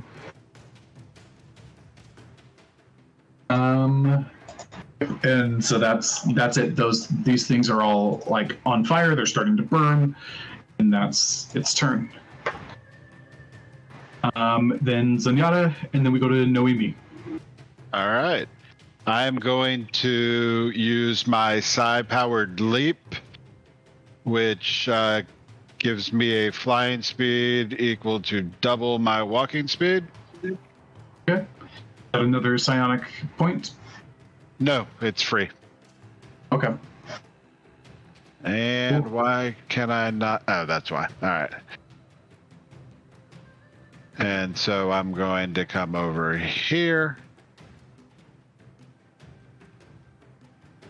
All right. This thing does not like you, and you will not leave it alone. No. I prefer them dead. They seem to be better lying on the ground, bloody. Yeah, exactly. All right. Let's see what we got. Oh, that's not going to hit. Changing up the music a little bit. Okay, yep, that does not hit. You come in and you're kind of behind it, and it just glides off the armor. All right, and then second attack. We're gonna need a higher. Okay, that maybe hits. That does not hit. Just barely misses. This thing now that you're close enough, this thing's AC is 18. Ugh. I don't know that there's anything I can do.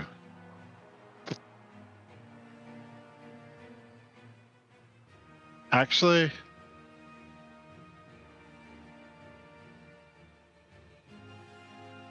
oh well, might as well.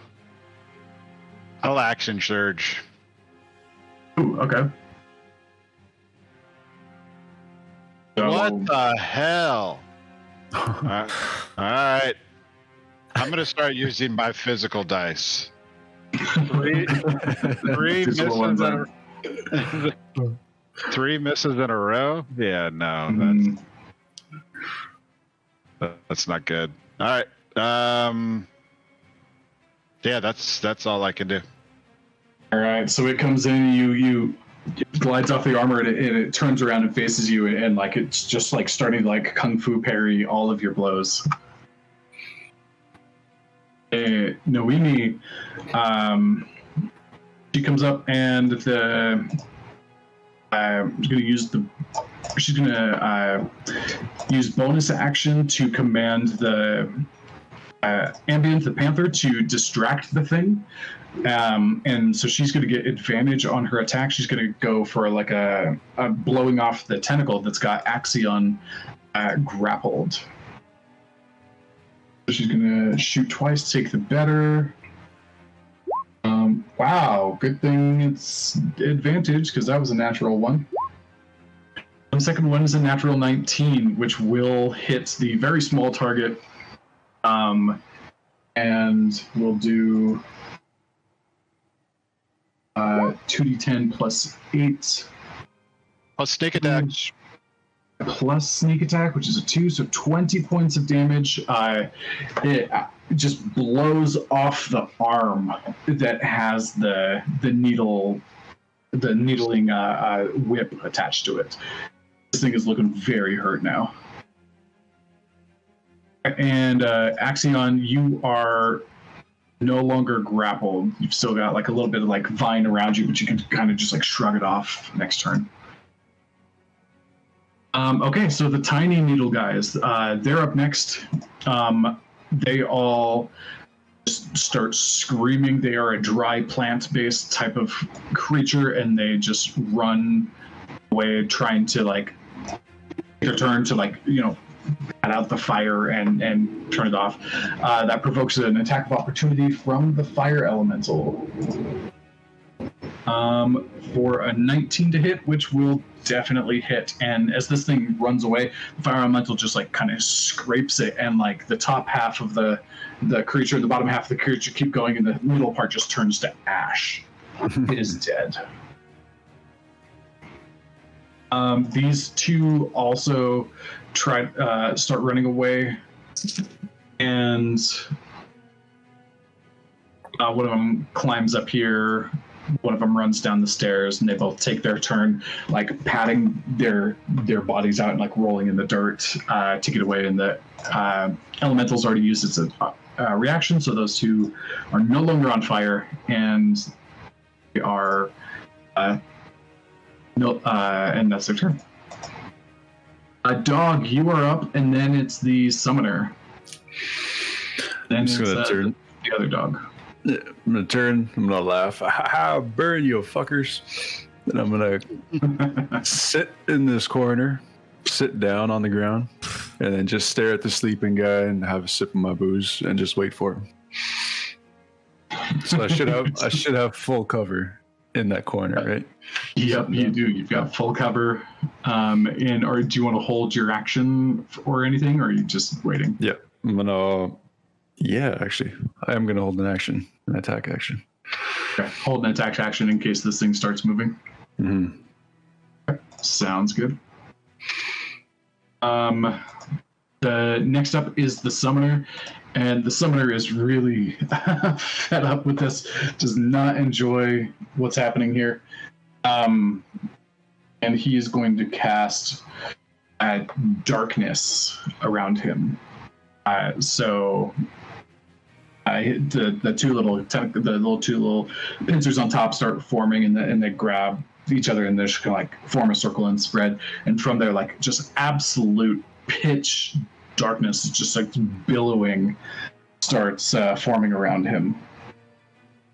Even if you have dark vision, you cannot see through this thing at the moment. And it's about a 15-foot radius. Let me draw that.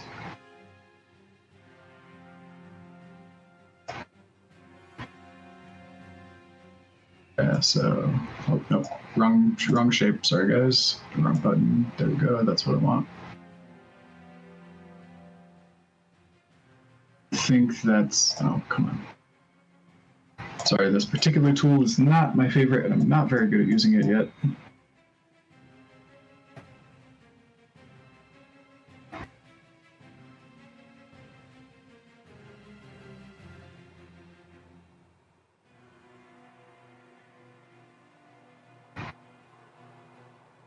So right about there. That's about as big as this thing is. And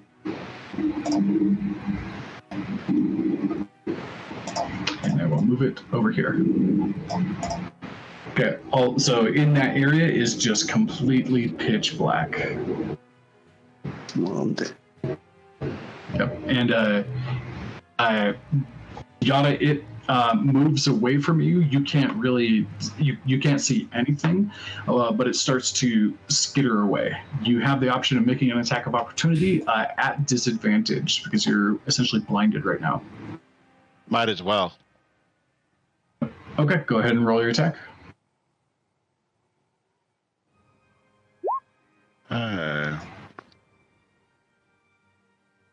Of course. Now I hit. Of course. Oh, jeez. All right, go ahead and roll.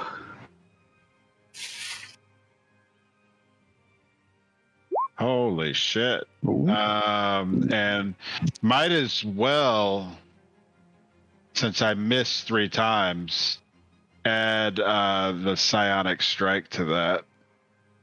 All right, go ahead.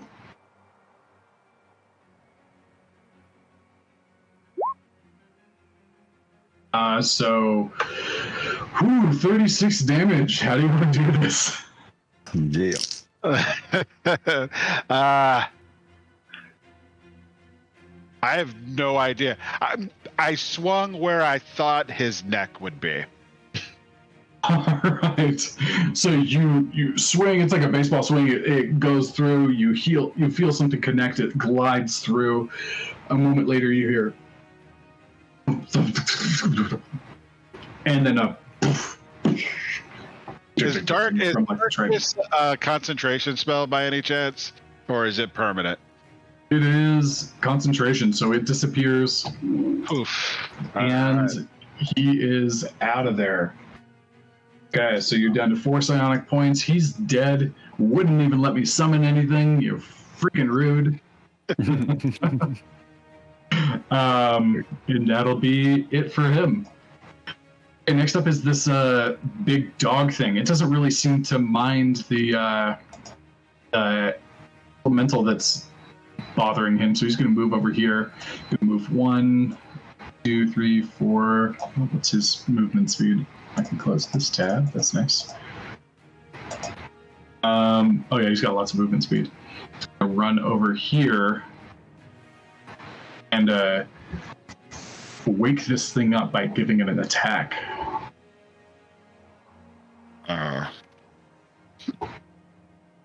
Okay, so that's a 3 to hit. Oh, come on. He missed. He missed his own. He missed his own friend. He gets him with the second one. With the second one, and this is not a gentle creature. It deals 14 damage to this thing. It does wake up. And that's its turn. And the fire elemental already used its attack of opportunity, so no attack there. I should be attacking that monster for waking up, though, right? Right, with your bonus action, right? That My is hold action. correct. Ooh. And the dog takes 2 points. 4 points of piercing damage for 2 attacks, but it's reduced down to 2 because it's not doing very much to him. Yep, and you get your turn to go, dog. So you get your attack. Oh, Ooh, no good. 9. That's a miss. It stands up, and your fist just goes straight into its like the bony part of its forehead, and it comes back away with a couple of spines in it. So you lose 2 HP. I hit it with my weapon, though. Oh, it still hits you. Okay. Just Every like, melee attack on it gets 2 points. yeah, as it comes in, it smacks it. It like parries your hand away, and you take a couple of needles. What was it, 2? 2 points. Yeah, okay. Axion, then the Needle Hulks, then Dondre. Well, no, he gets to do all of his actions, right? If you're holding your action, you're basically using your reaction to do one attack. Oh, but you do get a second attack just because you're past 6th level. Yeah. So attack again. Am I attacking again? Yeah. Yes. Yeah. Go ahead. Yeah. Good. Natural 20. All right, that'll hit. Go ahead and roll your damage. Can I invoke my fire rune on that attack or no? I think you need to use it as a bonus action beforehand or something like that. Would you mind checking your skill? And After you take the attack action on... Oh, no, that's the wrong one. Oh, what the hell? It's not even showing up here. looking at your features and traits. That's usually where this kind of stuff is. Mm-hmm. When you hit a creature with an attack using a weapon, you can invoke the rune to summon fire shackles. So I hit it. Oh, that's right. That's right. It's the type of thing you've imbued your weapon with this previously, and it stays on. Right. Is it permanently, or He needs to make a strength saving throw, DC 12, or be restrained for 1 minute. It's not permanent. The rune stays permanent, but he can only invoke it once a every day. short rest. A short rest, yeah. okay? So go ahead and give me 2d6 extra fire damage there. 2d6. And that's doubled too. Yes, it is. So that's 14 plus 12, plus 12. So that's 26 on the natural crit. Plus 1d4 on the necrotic. So that's what did I just say? So that's 30 damage plus 34. Yeah. plus 6 for your 30 damage plus 6 for your attack damage bonus. I'm not even going to roll for the strength saving throw. How do you want to do this? As he wakes up, just gonna hack him with the flaming sword, hopefully like right in the temple. And then as he falls, I'm just gonna 2-foot jump on him, and hopefully that burns him. Gotcha.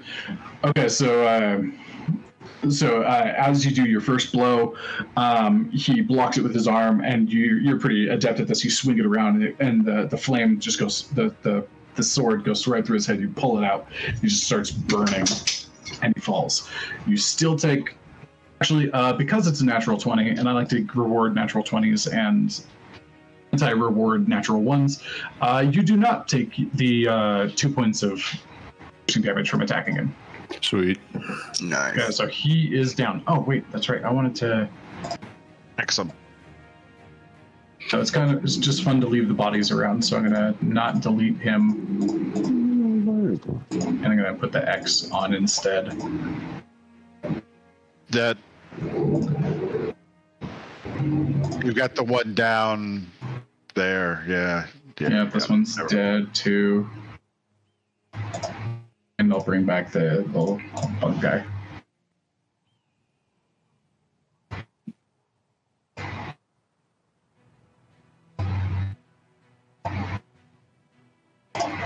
Okay, so next up is Axion. Wait, Axion's turn.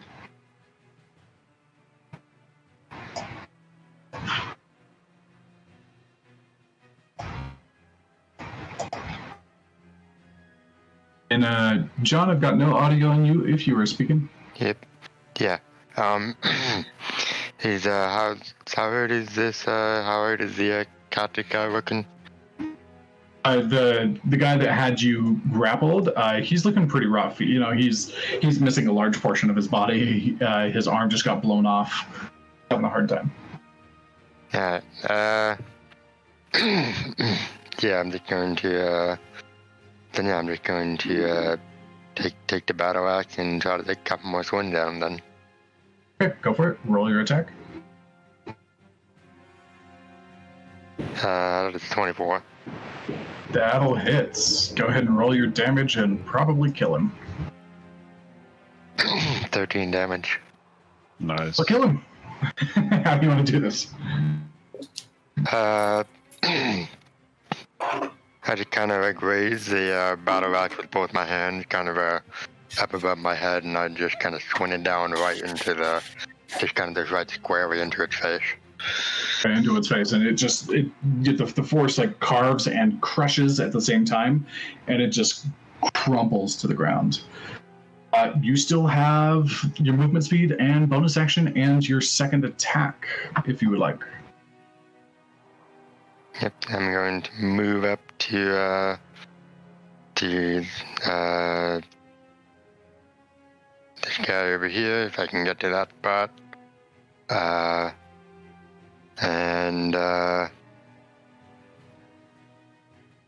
I'm just gonna take my second attack then. Hey, Morgan. Okay. Yeah.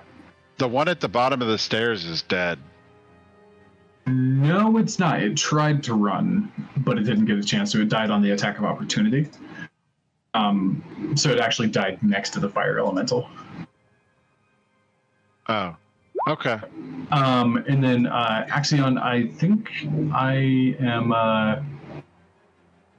think I also hit you with 9 damage that I'm not seeing on your character from when you got grappled by the vine. Then you also take 2 more damage from your attack. Killed him. So 9 from the grapple, and then 2 more from carrying it, and then I hit the other guy for 6 damage. Yeah, dirty 20, 6 damage.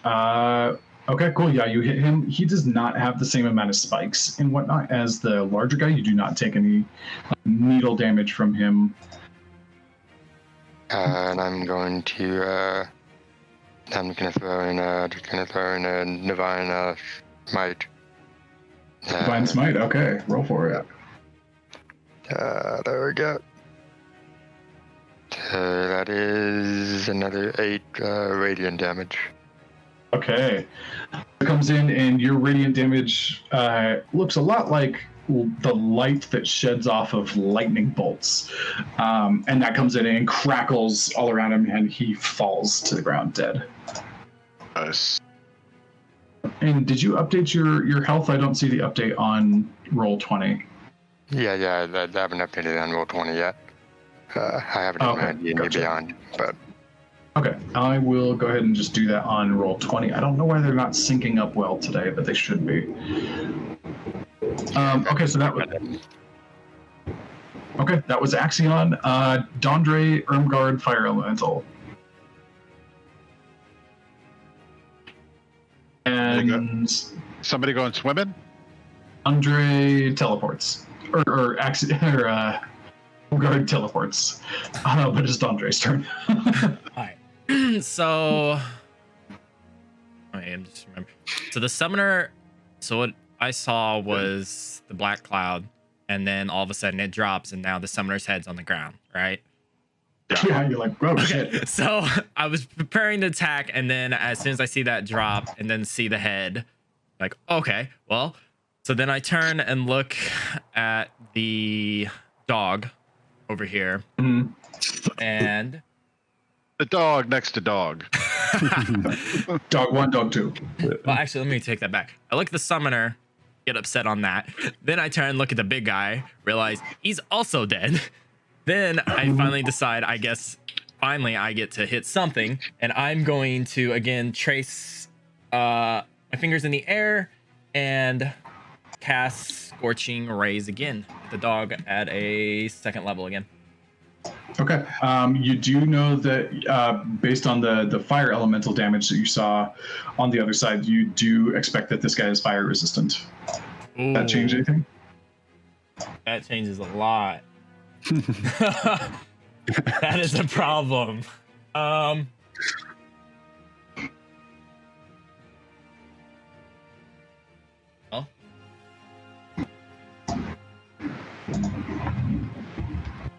And there's only one of the cactus spike guys left, correct? This guy over No, there. The one along the other it's side.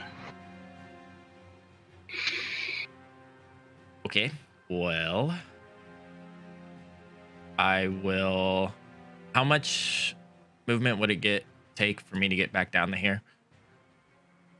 Probably your full movement speed. Okay, so then. So yeah, I'll move down. Why do you have to be fire? Yeah, you can't see the beast, the thorn beast now. Yeah. Yeah. You can't see him. I'm still. It'd be a pretty big disadvantage if I shot from up here, wouldn't it be? At distance or no? Oh, with this thing, yeah, you get it's still got a +2 to its armor class, but over here you can't even see this one. No, if I was still up on the rocks, would I have any disadvantage from shooting to this guy? Scorching Rays? Just as long as the ray, or just as long as it's in range, you should be good. 120 feet. 120 feet, no, you'd be good. Okay, so I'm step back here then. Instead of moving, Yeah. I will, take my shot. Scorching Rays on this guy Okay, go for it. at 2nd level.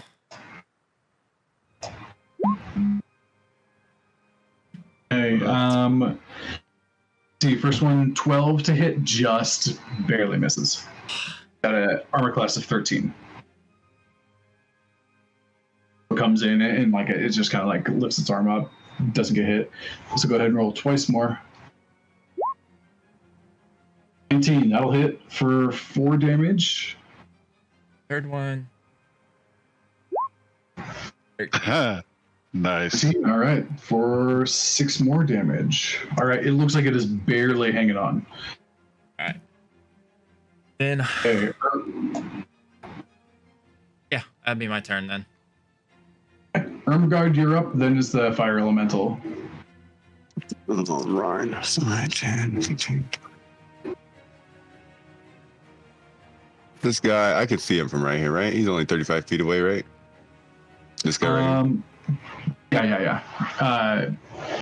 Because he doesn't have the +2 because he's not actually inside of the barrier. Whoops, splashing my water.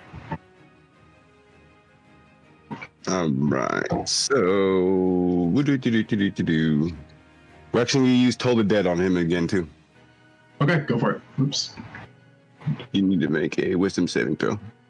Oh, that is right. Wisdom saving throw for a 14. What's your spell DC? 1 second, let me look. Hold on. Where was it at? I forgot. In your spells tab, your spell DC is 14. So on saving throws, the defender wins.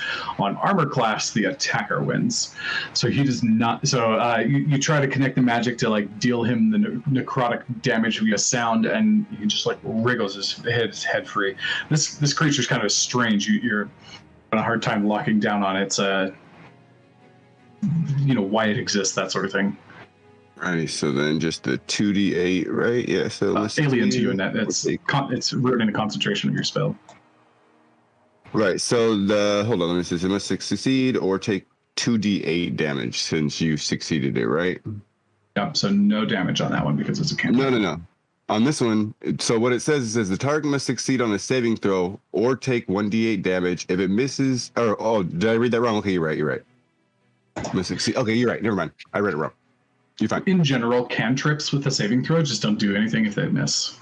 Gotcha. Anything else on your turn? No, I'm good. I end my turn. Okay, sounds good there. Next up is the fire elemental, then Zenyatta. This thing, the fire elemental is going to chase the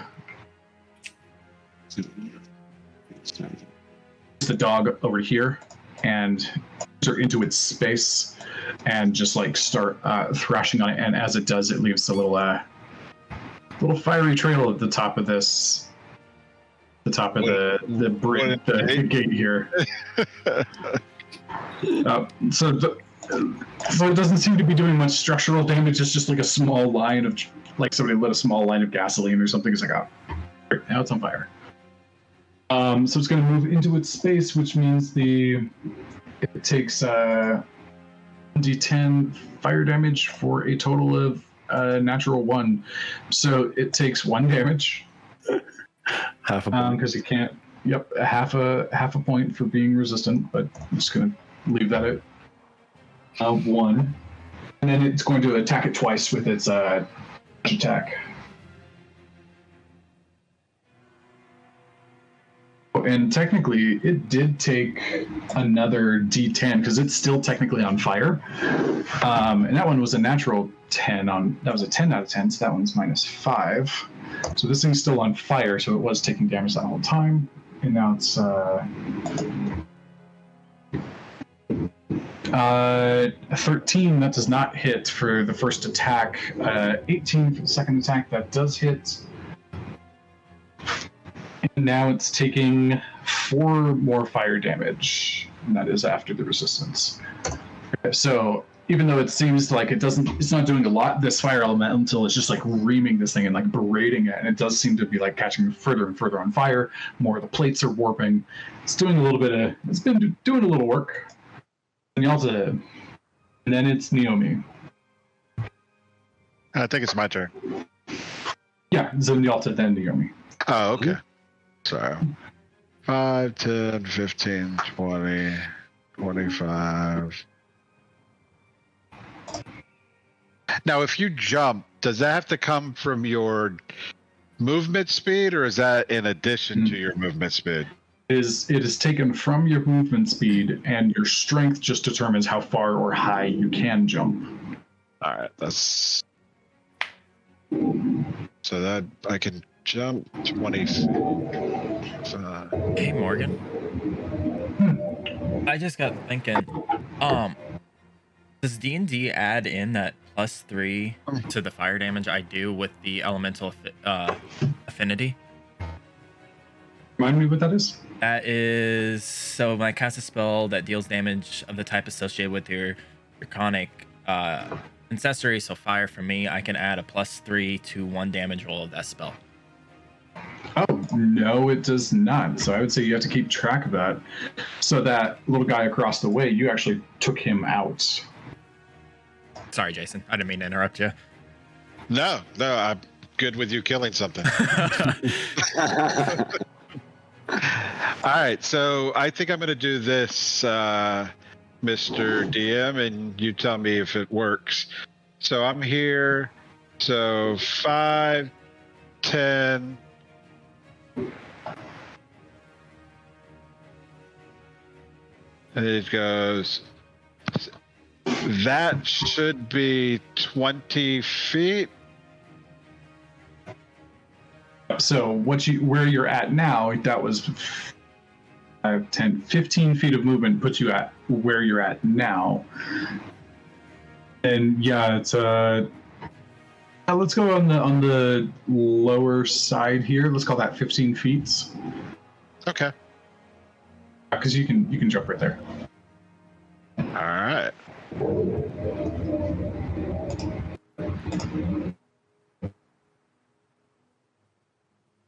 Let me see.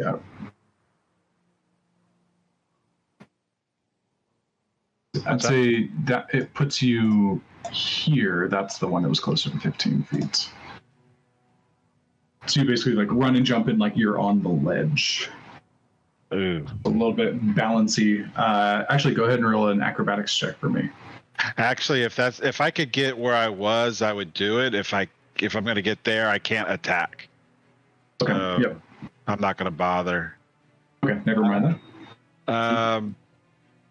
5, 10, 15, 25, 30. I'm not used to only moving 30 feet.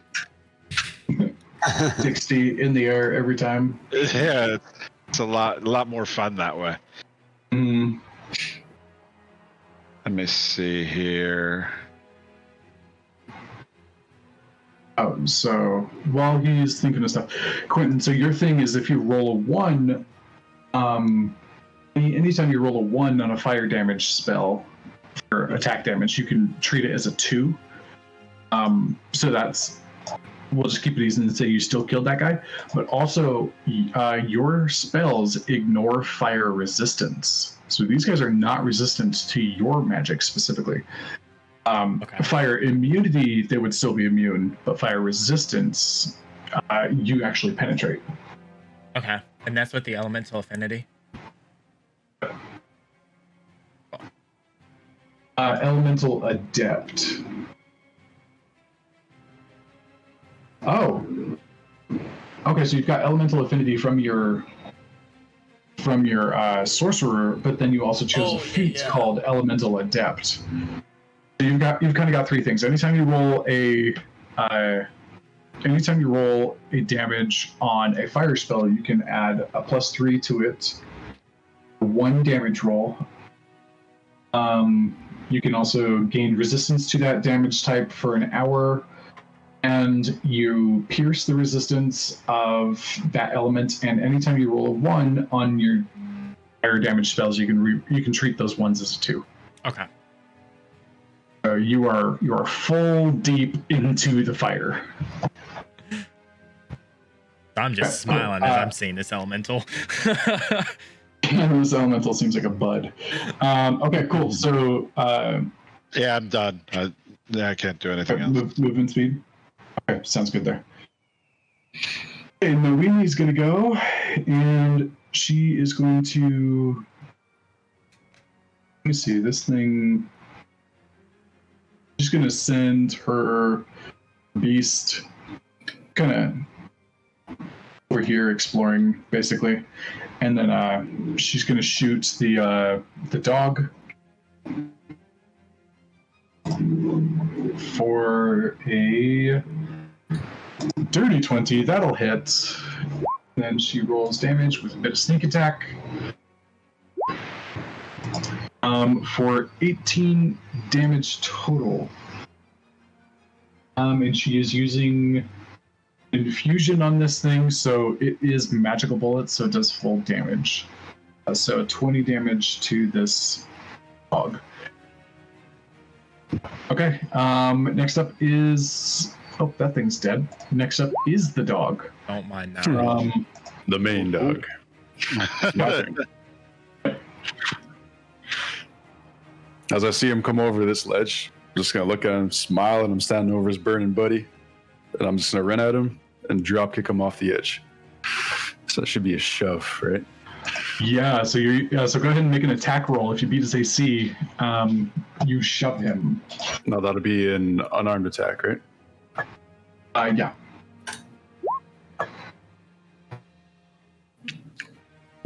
Close. Let me see. I'm just revisiting.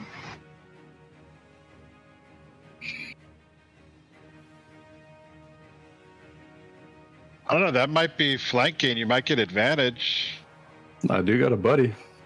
You can flank him if you go over here to get advantage on it. Sure. Oh yeah. Oh, sorry. It's not an attack roll. It's your athletic, your acrobatics check. Nope, excuse me. That doesn't make any sense. Athletics. Your acrobatics check against his athletics check. Oh yeah. And I got, I got a natural 18 for a total of 22. So you try to kick him off the first time, and he just kind of like hunkers down and like his claws grip into the railing. You've got 2 attacks, so you could do it again. Yep, I'm definitely gonna keep kicking and pushing him off as best I can. Sounds good. 20 that time. Oh, you got a dirty 20. I got a natural 20. So he stays there, and he's like pretty like well hunkered down. He does not want to move. Got a bonus attack. Yeah,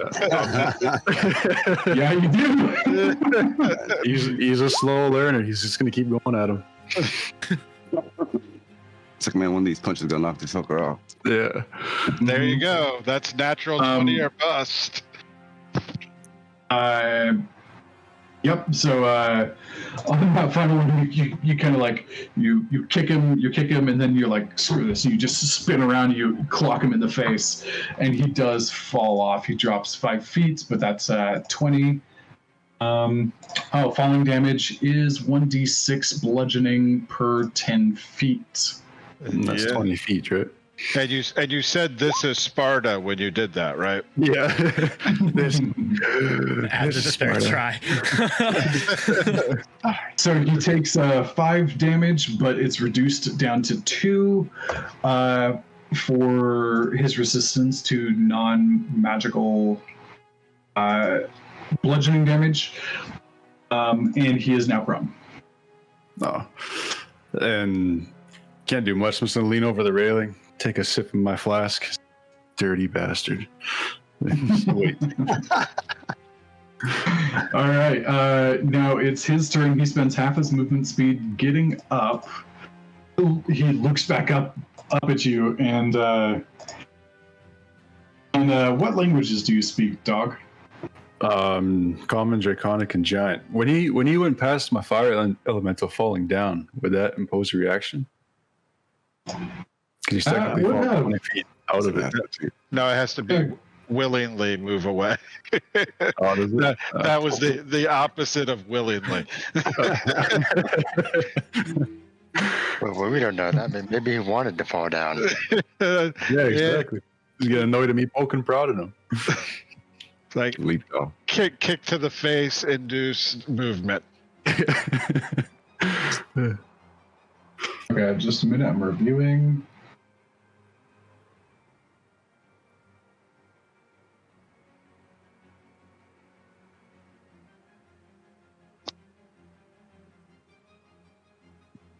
Oh, by the way, guys, in case y'all care, that Tomorrow War was not a bad movie. Yeah, no, it wasn't good. It was. I mean, it was fun. Let's say that it was a fun movie. Right. I'd go watch it. Okay, so the rules say on opportunity attacks for an enemy who is fleeing or passing by. So willing or not, I think opportunity attack still counts. Yeah, he was passing by for sure. Take it. Yep. He was passing by on the way down for sure. Yep. Okay, so that's a 10 damage, again reduced to 5. This thing. This is a tanky, sturdy little fucker of a dog, and he's only now starting to look like kind of beat up. Damn. Still got a lot of fight and punch in him. And dog, as he falls down, he gets up and he looks at you. Suddenly like something comes into your mind, and like you can't understand it, but it sounds angry. Yes, and it's like he's trying to communicate to you, and you're just like, what the fuck was that? Looking around. Who said that? Yep, and he uses his tongue to like lash out at you, and he's trying to grab you with his tongue. Now I got half cover, right? If you have half cover, 16 doesn't even beat your armor class without half cover. Nope. Okay, so he's going to Out of the way. use the remainder of his movement speed to kind of back up, and that is his turn. Now it's Axion, Dondre, Irmgard. I'm gonna move up over to here, and I'm going to cast Moonbeam directly on the dog over there. Okay, Moonbeam. I don't know that spell. I need a con save of 13. Sweet. Constitution saving throw of 13, and I got a natural 20. What's the failed save condition? Morgan? I don't know. Like, Jason can attest to you. These digital dice are quite nice to me as a DM. Yeah, especially when he's attacking me. It'll take half of 7 radiant damage. Okay, gotcha. Okay. Half of 7, so that's 3. Yeah, that's his turn, or that's him. Anything else on your turn, Axiom? Nope, that's it. Okay, next up, Dondre. All right. Yeah, so now that we know that you would pierce his magical fire resistance. Oh yeah, he's getting fire to the face. Yeah. So I'm gonna move to the edge here. Wait, is that still on the edge or is that scaling down? Oh, it's on the edge. Okay. So I'm gonna let's see here. We'll check something. How is the dog looking? Like, is he looking pretty beat up? He's looking like he's still got some fight in him. Like he's still raring to go, but he's taking some licks. Yeah. This thing is a sturdy little bugger. He's got a lot of health to work with. Just curiosity. Oh, What? also he's on fire. Sorry, real quick. He's on fire from the fire elemental, and at the end of his turn, he takes 1 more point of damage. Damn. Go ahead. How close is dog, not this, but actual dog, is he 20 feet in radius to this dog? 15 looks like. No. 20 feet. Yeah, but 20 feet, and then it's also down. So he's probably, and so add another 20 feet on top of that. So he's actually about 40 feet away from this thing overall. Cool. This dog's getting a fireball to the face. All right, go for it. Also, if you wanted, you can specify where your fireball goes, so you can like cast it over here. Oh yeah, and he instead could of get like hit. directly on him. Part of Yeah. him, right? Let's do that. Yep. Let's do it a little, probably like right center here for him. Okay, cool. Sounds good. Cool. So cast your fireball, and it's a dex save, I assume. Yep. Okay, 6 with 0 dexterity bonus. Bye-bye. Okay, so nice. 20, add 3 to that too. With You can treat any 1s as 2s. oh boy. So that's I see 2 1s plus your 3, so that's an extra 5. So that's 31 points of fire damage. If this dog is still alive, I'm so mad. He's still alive, but Oh that my did a big chunk. like his the all the armor like on his head and on his shoulders and like a little bit of his ribs is just like ripped off and like slowly dripping melting red. Okay. That's by far the biggest amount of damage anybody's done to this thing so far. One go. I'm going to spin a sorcery point to use. Oh, what is it called? No, it'd be 2 sorcery points. My bad, for the quicken spell. So I can take a spell that would take 1 action nice. to change to bonus action. And cast, where'd it go? Scorching Rays. Nice. All right, go for it. Oh, so basically on this one, since you cast like a normal spell, the only type of spell you can go with after that is a cantrip. So you could quicken a cantrip like your firebolt. Okay, I'll do that. So that's the technical rules that are in the book. I kind of think that's crap. So I personally don't like that rule. What do you guys think? I mean, if it costs 2 sorcery points, you should be able to use it.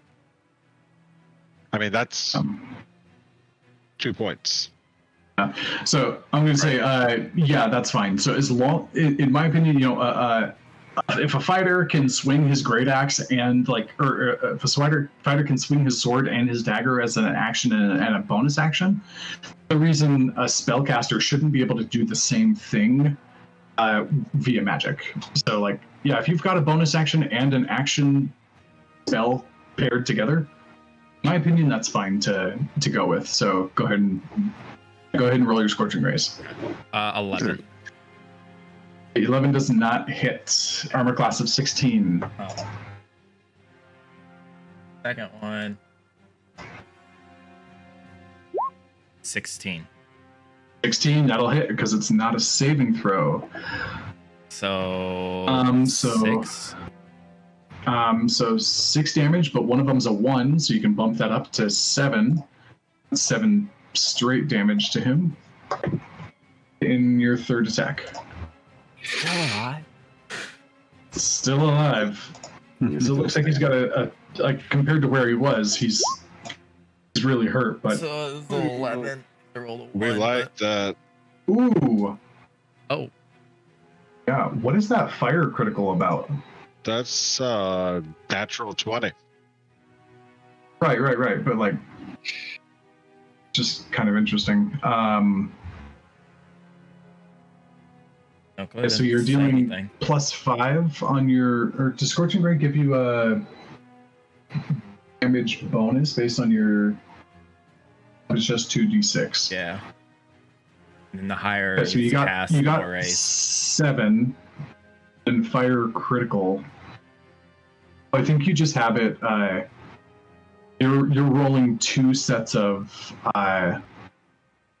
You're rolling 2d6 twice instead of 2d6 times 2. That's what it's got you set up there for. No, the fire critical is just the actual damage you dealt. It's a critical, right? So Yeah, 7 so- times 2. Right. Oh, no. So it's 7 times 2. Yeah, you're right. Because so Quentin's just got something set up. Whoops. Quentin's got something set up on his. Where we talked about this before. That the way the damages or criticals are going to work here is that you roll your first set of dice and then double it rather than rolling double the amount of dice. Okay. He's still kicking, but he looks very, very bad. And because of the critical, I'm going to say his movements, you took out one of his legs and he's lying on the ground, so he's prone and he's severely hampered on his movement. Okay. So on that note, I'm just gonna. Oh god, that's annoying. If you would have hit the second one, you probably would have killed him. So I'm just gonna turn around, take a step back, and just be like, "I'm done with you. You're someone else's problem." That's my See turn. Barn away. Right? This fucker. Oh my god. All right. Also, kind of on that note, dog, because for the like just sitting down and like waiting for the needle Hulk to like wake up. That's cool. That fits your character. That's an inspiration point for you. And then like getting pissed off and like basically disconnecting from the fight point for you as well. I don't know what that means, but I'll take it. But there's a section called inspiration, kind of up near your health and next to your walking speed. You can click it and it'll give you like a little sun. And that means that at some point, if you want to re-roll a 20 that you didn't like the result of, you can do that. You can spend that point, you get a free re-roll. And that's basically just like me as the DM rewarding you for having a particularly on-character moment. Where was this, Morgan? Next to your walking speed to the right. On D&D Beyond. Thank you. D&D Beyond. Yes. Yep. Thanks for the clarification there. Okay, next up is Irmgard. You can't even see this thing, but you do see a shit ton of fire just going on the other side of this fence or this gate. Right. How tall is this gate? Because I got like 30 movement speed, right? So 5, 10, 15, 20, 25. 20. It's 20 feet tall, and it's like a sheer climb, so you would have to... you can get up to it. I don't think you can necessarily climb it at the moment, unless you have a good climbing speed for some reason. I don't think so, but let me check. If a water creature has a good climb speed, Right. I'm very shocked. Right. No. It's not a monk. Yeah. It's not going to happen on this turn. And, like, can you see this through the slits in this freaking fence, or what's the deal? Like, is it freaking, like, all the way back in? Can I see this guy? You could see him, but he's essentially behind a full cover. So, like, you could see him through, like, a crack, but, like, to precisely, like, aim a spell through, like, a couple-inch slot, that's not going to work out. Okay, then I'll just end my turn. Okay, cool. You could try to open the gate. Oh, and no, I just thought it was all wood blocks. But yeah, then I'll try to open it then.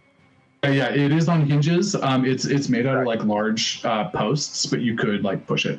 Okay, roll a strength check.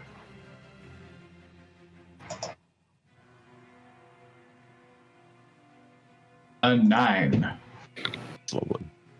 How good are the hinges? They're better than a 9. All right.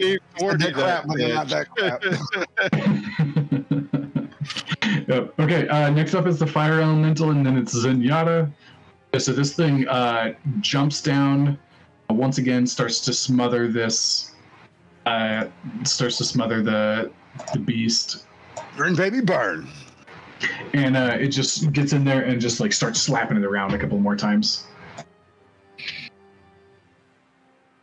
Okay, first is a 12. That doesn't work. Next is a 16. That does work. He's got advantage. He's got advantage. Yep. So that'll be the first strike then. So that's 11 damage reduced down to 5. Gosh, this thing's so close. Because he's prone. Okay, good thing on the advantage. So the 18 will be the next attack. And he, once again... come on. Here we go. For another 11, reduced down to 5. Duke, it's your monster. How do you want to do this? Or dog, excuse me. Just gonna stand there as Dogron, laughing my ass off at this thing, just envelop himself around it, bear hug it, and just try to smother it, melt it down, not letting it run away. Yep, so it does. It goes in there and it just bear hugs and just like presses it into its body, and it squirms. Its tongue is lashing around. Eventually the tongue like singes and like falls off and like quivers on the ground. And the metal, the kind of natural plating continues to melt. The flesh singes, the teeth blacken, and eventually it just kind of stops moving, and the elemental lets go of it, and it just falls into a heap of like semi-liquid, semi-burned, and therefore solid armor and flesh. Is just a pile of like nastiness now. I'm gonna point over at Dandre.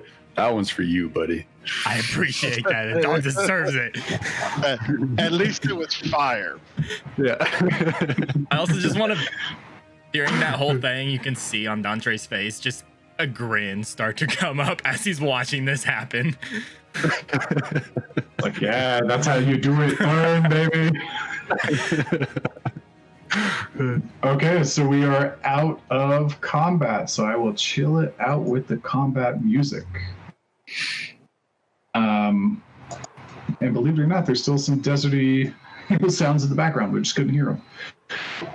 Okay, so combat's over. Let's go ahead and take a break right there. We'll come back in 10 minutes, and we'll kind of wrap up the day with probably a little bit of role play before we move on to the next section. So come back in like 10 minutes, guys. With the combat, with the fire resistant kind of devilish looking dog thing just getting obliterated, just wave after wave of fire overwhelmed his resistance and just charred him to ash. And now you guys are sitting inside of the entrance to a what looks to be a crystal mine. What do you do? I'd actually like to go ahead. I was just gonna say, how far down? Or I guess better question. How difficult would it be for me to get down from where I am, just going straight down? You basically straight down. You would just spend your climbing speed. This is not like sheared, like smooth type of rock. This is a mining area, and there's crystals jutting out and whatnot. So you can it's your half movement speed. So in a couple of rounds, you get down. So about 15 seconds, you could do it. Cool. So I'm not going face first down. Yeah. All right. I'm gonna tell my fire elemental to stand in that doorway right there, just so it's away from everybody. Okay. And then what I'm gonna do, I'm gonna jump down. As it goes in there, the entrance is not terribly large. It's maybe like 8 foot by 6 or 7 feet, and the fire elemental is normally larger than that. So as it goes in, it just kind of shrinks down and tucks itself in and turns back around and looks at you. It's like, good boy. And I'll walk up to this damn dog over here. I'm gonna kick it, and I'm gonna take a look at its skin. See what kind of. See if I can. want to do the same thing with him while he's doing that. The gate is still not open. Oh, my bad. Oh, yeah. I forgot it wasn't open. Well, So you guys take a moment. Somebody else can come over on the other side and there's a one of those support beams that can just lift it off and throw it on the ground, and the gate does open, and it's still trickling fire on the top of it. Doesn't seem to be going anywhere really. Smells kind of oak maybe. So he opened it for me, so now I'm standing over there looking at this. Yeah. So now everybody is inside. Going over here. Let's see. So you see Naomi, pat Ambient's head and some little electrical sparks come down her hand and throughout her fingers, and she traces over the areas where Ambient is damaged, and the pieces start to heal up and stitch back together, and Ambient goes back to full health. Nice. So who's looking at this beast with me? I'd like to look at it too, because I want to see if there's any metal pieces left that I can cut off and take. Yeah. You peel that off. I'm gonna take what's underneath it. See how it goes. Okay, so you're trying to get the plates off of this thing? Yeah, I'd like to take some of the plates so I can examine them later. Maybe try to take them to my forge master, have him look at it with me. So I'm gonna try to take them later. Yeah. Okay, go ahead and roll a an investigation check. You're trying to like sort through like what might be good, what might be bad, things like that. Yeah. Well, for the Can I aid metal. him? Yeah, you can support each other in that. So one of you can roll the investigation twice, or you can roll independently. What's your investigation? I think you should just I only got Yeah, investigation. I'm not very bright. I'll assist you. I'll punch I you mean, hard. My dude's fairly all right. He's fairly bright. He's okay. All right, I'll roll it twice then.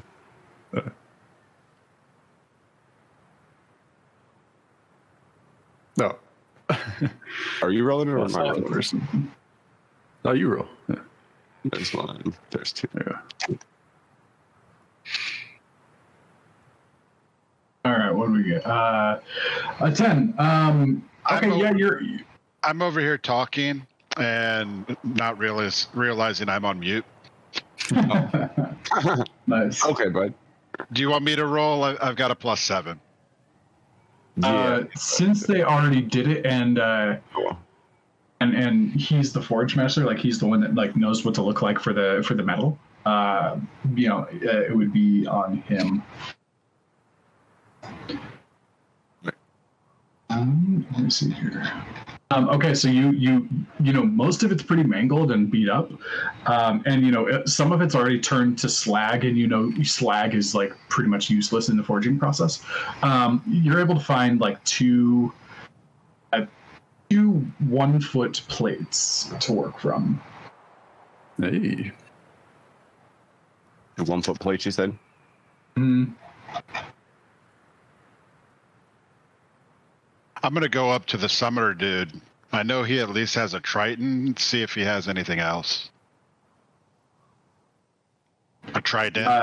A trident, yeah. Okay, so yep, you are able to find the trident, and very similar to the other one you fought. He doesn't have anything on him. He doesn't even have pockets or like equipment other than like the trident.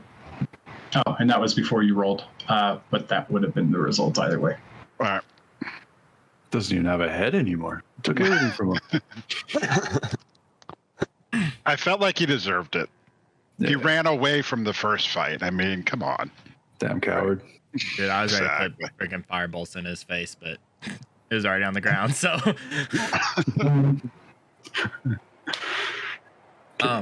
Yeah.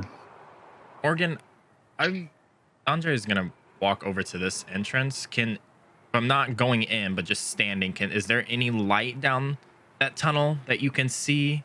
And if so, is there anything I can see from where I'm standing? Pretty dark. Like perhaps there's some torches or something that are normally in there, but there's nothing at the moment. So go ahead and give me a perception check at disadvantage because you don't have dark vision. Perception. Yeah, that's probably a dog thing. I'm gonna walk up behind him and just put my hands on his shoulders and take a look too. Oh wow. Yeah. There you go, dog. It's like you see like some little spots, like there's some slight bioluminescence, or some slight luminescence is coming from some of the crystals, but besides that, nothing. Dog. That's some bullshit right there. It's a cave. Dog comes over. He's like, "Oh, frail human." And do you have dark vision? Is that right? I do, yeah. Okay. Yep, dark vision, 120 feet. Okay, cool.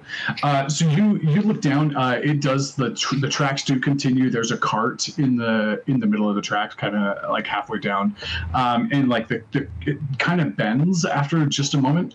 So it's a little bit hard to see anything past that. You notice more than I'm still getting used to everybody's names. More than Dondre does.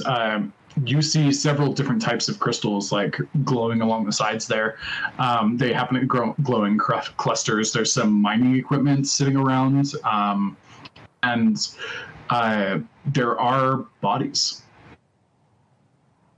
and blood. And like now that the chaos of the fight has kind of subsided, you kind of look around, there's more blood, there's more tracks, there's more bodies and pieces of armor and pieces of bodies kind of just littered around this place. Not in such concentration as it was before, but it's clear that whatever was bringing them over here continued the process inside. And also with a nat 20 on perception, you kind of like look at the bodies, you kind of backtrack, you look around. There are signs of struggles here. So I relay all that. Or is he kind of walking with me? Or are we inside? Are we inside or no? No, you guys are just like staring at the mouth of the cave, like looking down.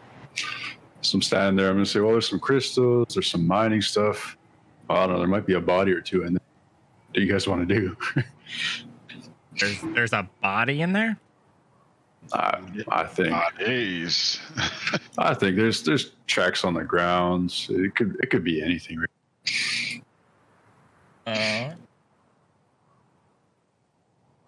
So there's 3 areas. Right. Where do we want to just hop on into, like, go left? The left one must go down pretty sharply with the water right there. And by left, I mean the top one. The one that me and Dogs Gotcha, I are figured at? that's what you mean. Yeah. Yeah. Well, judging by all the tracks and, like I said, bodies, this is probably our best bet. All three of the locations on the tunnel, they all seem to have about an equal amount of blood and carnage and struggle and things like that. Right, so it was just all around. So all 3 were working mines, and they've wiped out everybody around them. Mm-hmm. What kind of crystals are these? New.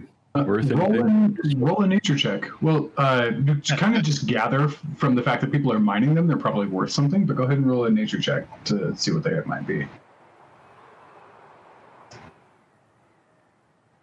16. Sure. So you see kind of a variety. Some are, there's a bit of turquoise, there's a bit of amethyst and emerald and just a few different things that you see, and there's a few that are pretty unknown to you as well. You're not really sure what they are. Some of them some seem large, some seem small. You're not really like an expert in jeweling, so I don't know how valuable they are, but you kind of gather that, like, yeah, they'd fetch a price. Claim this mine area in the name of the rabble rousers.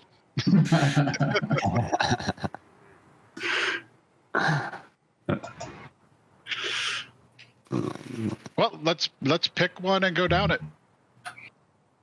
I'm down for whatever. How long does the fireman last? Is he still with us? Or is he, Lasts an hour, and I would say that whole shebang was probably Less than a minute. yeah. less than a minute. So you've still got a buddy hanging around with you for a fair amount. So I'll let's just call it 1 minute, or let's call it 2 minutes by the time you guys like kind of search around and kind of get your bearings and like start to talk about this. So I'll leave that up to you, Dog, to keep track of like how much time it has left. Okay. So it's been 2 minutes out of 60 so far. I'm gonna run over to the gate and close it and try to barricade it. Okay, yep, it's got like a slot for the barricading ram, and it's easy to do so. Yep. Yep. Anybody else taking a look at things? Is the door still burning? Like the It's kind of singeing out, like when you leave a match up in the air and it doesn't burn all the way down. It just kind of like takes what it wants from the top and like stops. All right. So you said some of these gems were good. So this thing right here, these are all spilt over mined gems, then, right? Yeah, and so there's some blood splatter. Like it's a pile of little gems, and like there's some blood splatter on them as part of the ruckus going on around here. It's not quite, this image is pretty. It's supposed to be very eye catching, right? So it's not quite as many gems as this are available. Right. Because this is the beginning of the mine. They've already cleared a lot of this out. But there is some gems here, right? This is what I understand it's not that much, so I just want to scoop up like a handful, whatever. Okay, cool. Yeah, you've got a handful of aquamarine. Does the artificer have a bag of holding?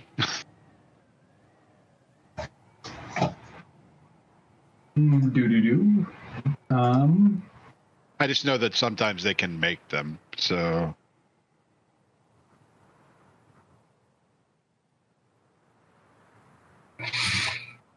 Figure after all the time, I'd kind of know if he did. Yeah, I don't see it. Oh, yeah, he does. Okay. And I think that was just a magic find that you guys got from the alchemist lab. So it wasn't something that he made. It's just a part of the loot that you guys scored. Do we want to just kind of start filling it up with gems as we see them? Yeah. Do it. So let's say you've got let's say you've got about 20 aquamarine. That's each is worth 10 gold. Well, these are uncut, right? Yeah, they're uncut at the moment, but most of them are pretty small. Like smallish bits, and this particular type is not as valuable as some of the others. How much gold did you say that was each? So it's 20 aquamarine gems, each worth 10 gold each. Okay. Does somebody want to take note of that, and then I'll have Caesar put that in his bag of holding later? Yeah, I have it in my notes. Okay, cool. Okay. Duke, are you gonna track party loot? Yeah, I have everything written down so far, so yeah. Cool. And you have one trident, right? Or did you grab the one from the one that we played before? I couldn't remember and I forgot to ask. I did not grab the other one, but I do have this one. Do you want to? So, and as you I can have it. So as you guys are like working on your inventory and stuff, the tridents that you grabbed, Zanya or Zenyatta, and the pieces of armor that you grabbed there, regard, as you starting to work with them, they what did feel like solid material starts to just dissolve into like an ectoplasmic goo. Okay. All right. A little less useful. A little less useful. Actually, go ahead. Anybody who is proficient in religion, give me a check. 1 second. Hey, helpful. Where are you? You got religion? Oh, I know I have it. I know I got it. Not under me. Once again, I've got a pretty decent score, but not proficient. Yeah, go ahead. Yeah, whoever wants to, go ahead and roll a religion check. This one isn't as specific as previously. Ugh. Okay, cool. So Axion and Dondre, you guys both figure out that these are probably demons. And you look back at the dog, the like bestial dog, and you kind of look up to like the body of like the summoner insect, and like his arms are just kind of like laying off to the side, and like one of the arms like starts to dissolve and falls off and plops on the ground, and it too turns into ectoplasm. You think these are probably demons, and demons come from a different plane of existence, and unless they're actually killed from their original plane of existence, really what you've been fighting is just a shell, and what you just killed is still alive in a different dimension. They just went back home. Gotcha. So it's just got kind of like vanished. It's not here, but it's still alive. So with that, I would relay that. So we can kill them again later on. All right, that dog is on my list. Spiky tongue dog thing gotta die.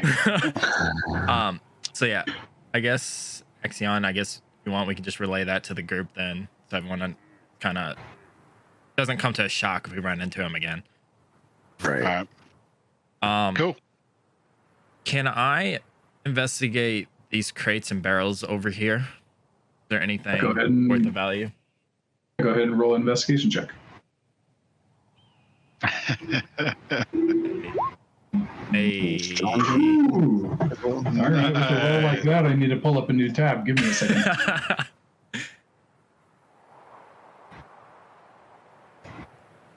So first of all, you find like a couple of pickaxes and like shovels, and about 50 feet of just standard rope, just basic mining supplies. But then you also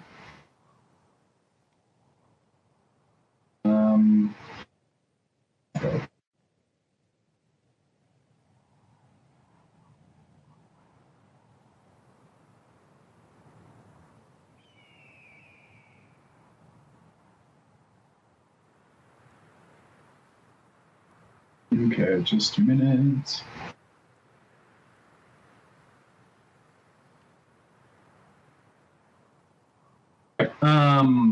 Quentin, go ahead and roll a D100 at advantage for me.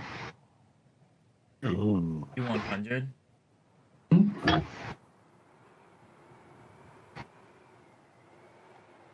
So just 2d10. Oh, never mind. Lovely. Yes. At advantage, so go ahead and do it again because you got a natural 20. I'll let you do it twice.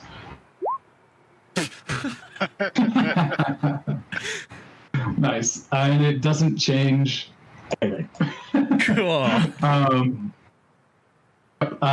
So you find 9 gems worth 100 gold each. Nice. And you find, I'll tell you what kind they are. Okay, I'll just roll for each one individually. You find 2 Spinel, Spinel. That's like kind of a transparent red or red-brown or dark green. Find a jade, slightly translucent green with a deep green or white stripes.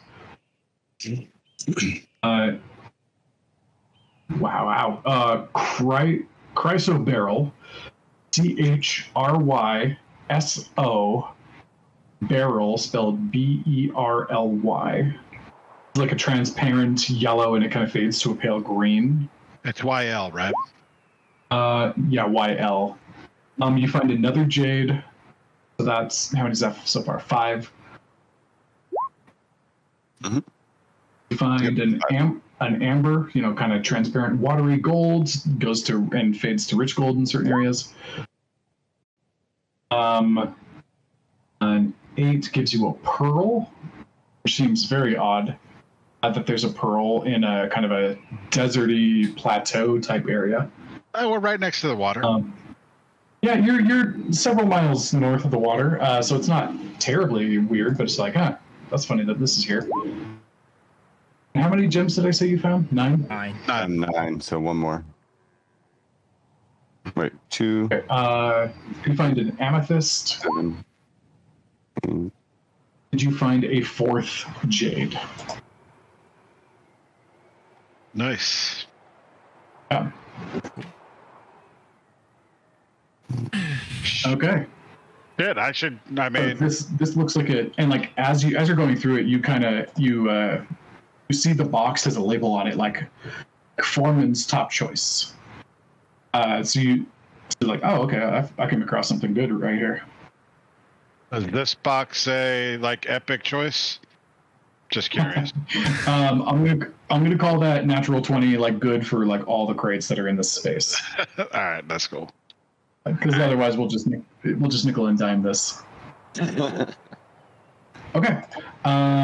Cool. So that's it. You guys, anything else you guys want to take a look at? Right. So which location are you heading towards? Are you going through the north, the east, or the southwest, or the southeast? I think we decided on north. Yeah. Going north. Okay. And with that, that's where we will wrap up for the night. As you gather the fire elemental, do you want him to go behind you, in front of you? I think you're muted. Yeah, I think you're muted. Can't hear you, dog. We lost you. No good. Still can't hear. Yep, okay. Try again. No. You can just put it in the chat if you wanted to like go in front. Hey, Yeah, there you go. There you go. Okay, I was actually trying to say before we take off, I'm gonna walk up to Zunia and Dandre and say I got 2 spell scrolls here. Which one do you guys want? I got a 4th level and I got a 3rd level. You give this one to Zonia and Dandre. Dandre, yeah. Zunia, as you know, Zunia is not really a spellcaster. Like everything that he does is like psionics and telekinetics. Well, what's the Primarily, your spellcasters are Irmgard and Dandre. Okay, Irmgard's to the left of me, right? And Noema. That's true. Hers, Yeah. yeah, but she's not a pure caster. She kind of like half martial, half spell. Oh, okay. So Irmgard and Dandre could use them. Definitely. Yeah, okay. So I talked to you two. Okay, What cool. was the question? I have two spell scrolls. I got a 4th level and I got a 3rd level. I got no use for them. So you guys might as well take them. Copy them, sell them, use them, do whatever you want. I'll take the 3rd level spell scroll. Yeah, and I've actually got a 2nd level one too.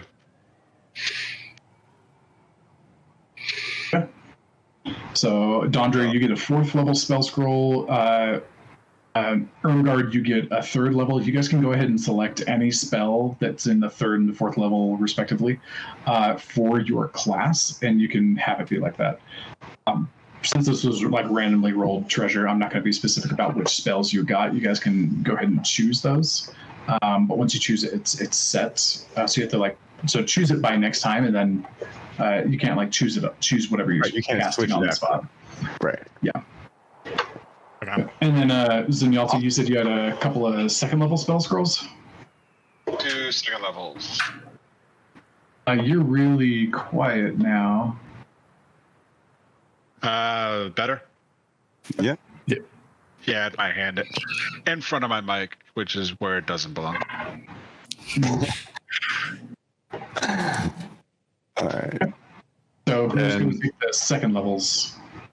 We could just, each of them could have a 2nd level. All right, that worked. All right. Anything else before you guys venture into the cave? 1/3 level. He gave me a 2nd. Not for me, but to answer your question about the fire elemental, I'm thinking, let me know what you guys think. I was thinking of having it walk in front of us, light the path. If there's any traps or any surprises, he can take all the damage. We'll let him be the little pin doll.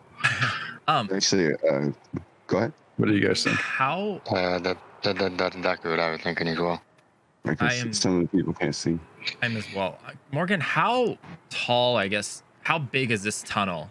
Like, if we walk in a straight line or if we walk next to each other, like, I guess, what's the size of this? You could get away with like 2 people side by side, but that's about it. In a couple of places, you kind of have to like one of you steps back, the other one steps forward, and you go, in sequence for a moment, and then you can get back out. And like at times, there's a little bit more comfortable. So like the tunnel undulates, slightly because it's not a perfectly formed thing. So for the most part, 2 by 2. Okay, so we could see if we have the fire elemental walking in front of us, we could kind of still see around it. While it's not getting in if he front of can it. shrink himself, yeah. to humanoid, Yeah. Okay. then Never mind. yeah. That answered my question. Yeah, they can shrink their bodies down to like a 1-inch space they can pass through. So there's no reason that he shouldn't be able to just make himself a little bit smaller. So for this sake, we'll put him in.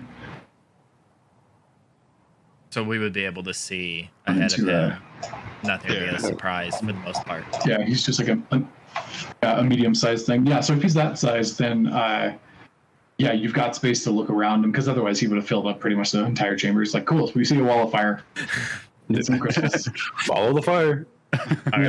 So yeah, this way, he's more like a human torch than a walking firewall. Okay.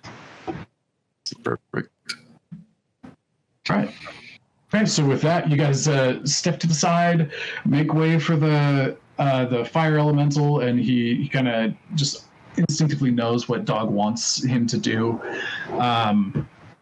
And he's not necessarily controlled, but he's just like a friendly that is willing to help out the party.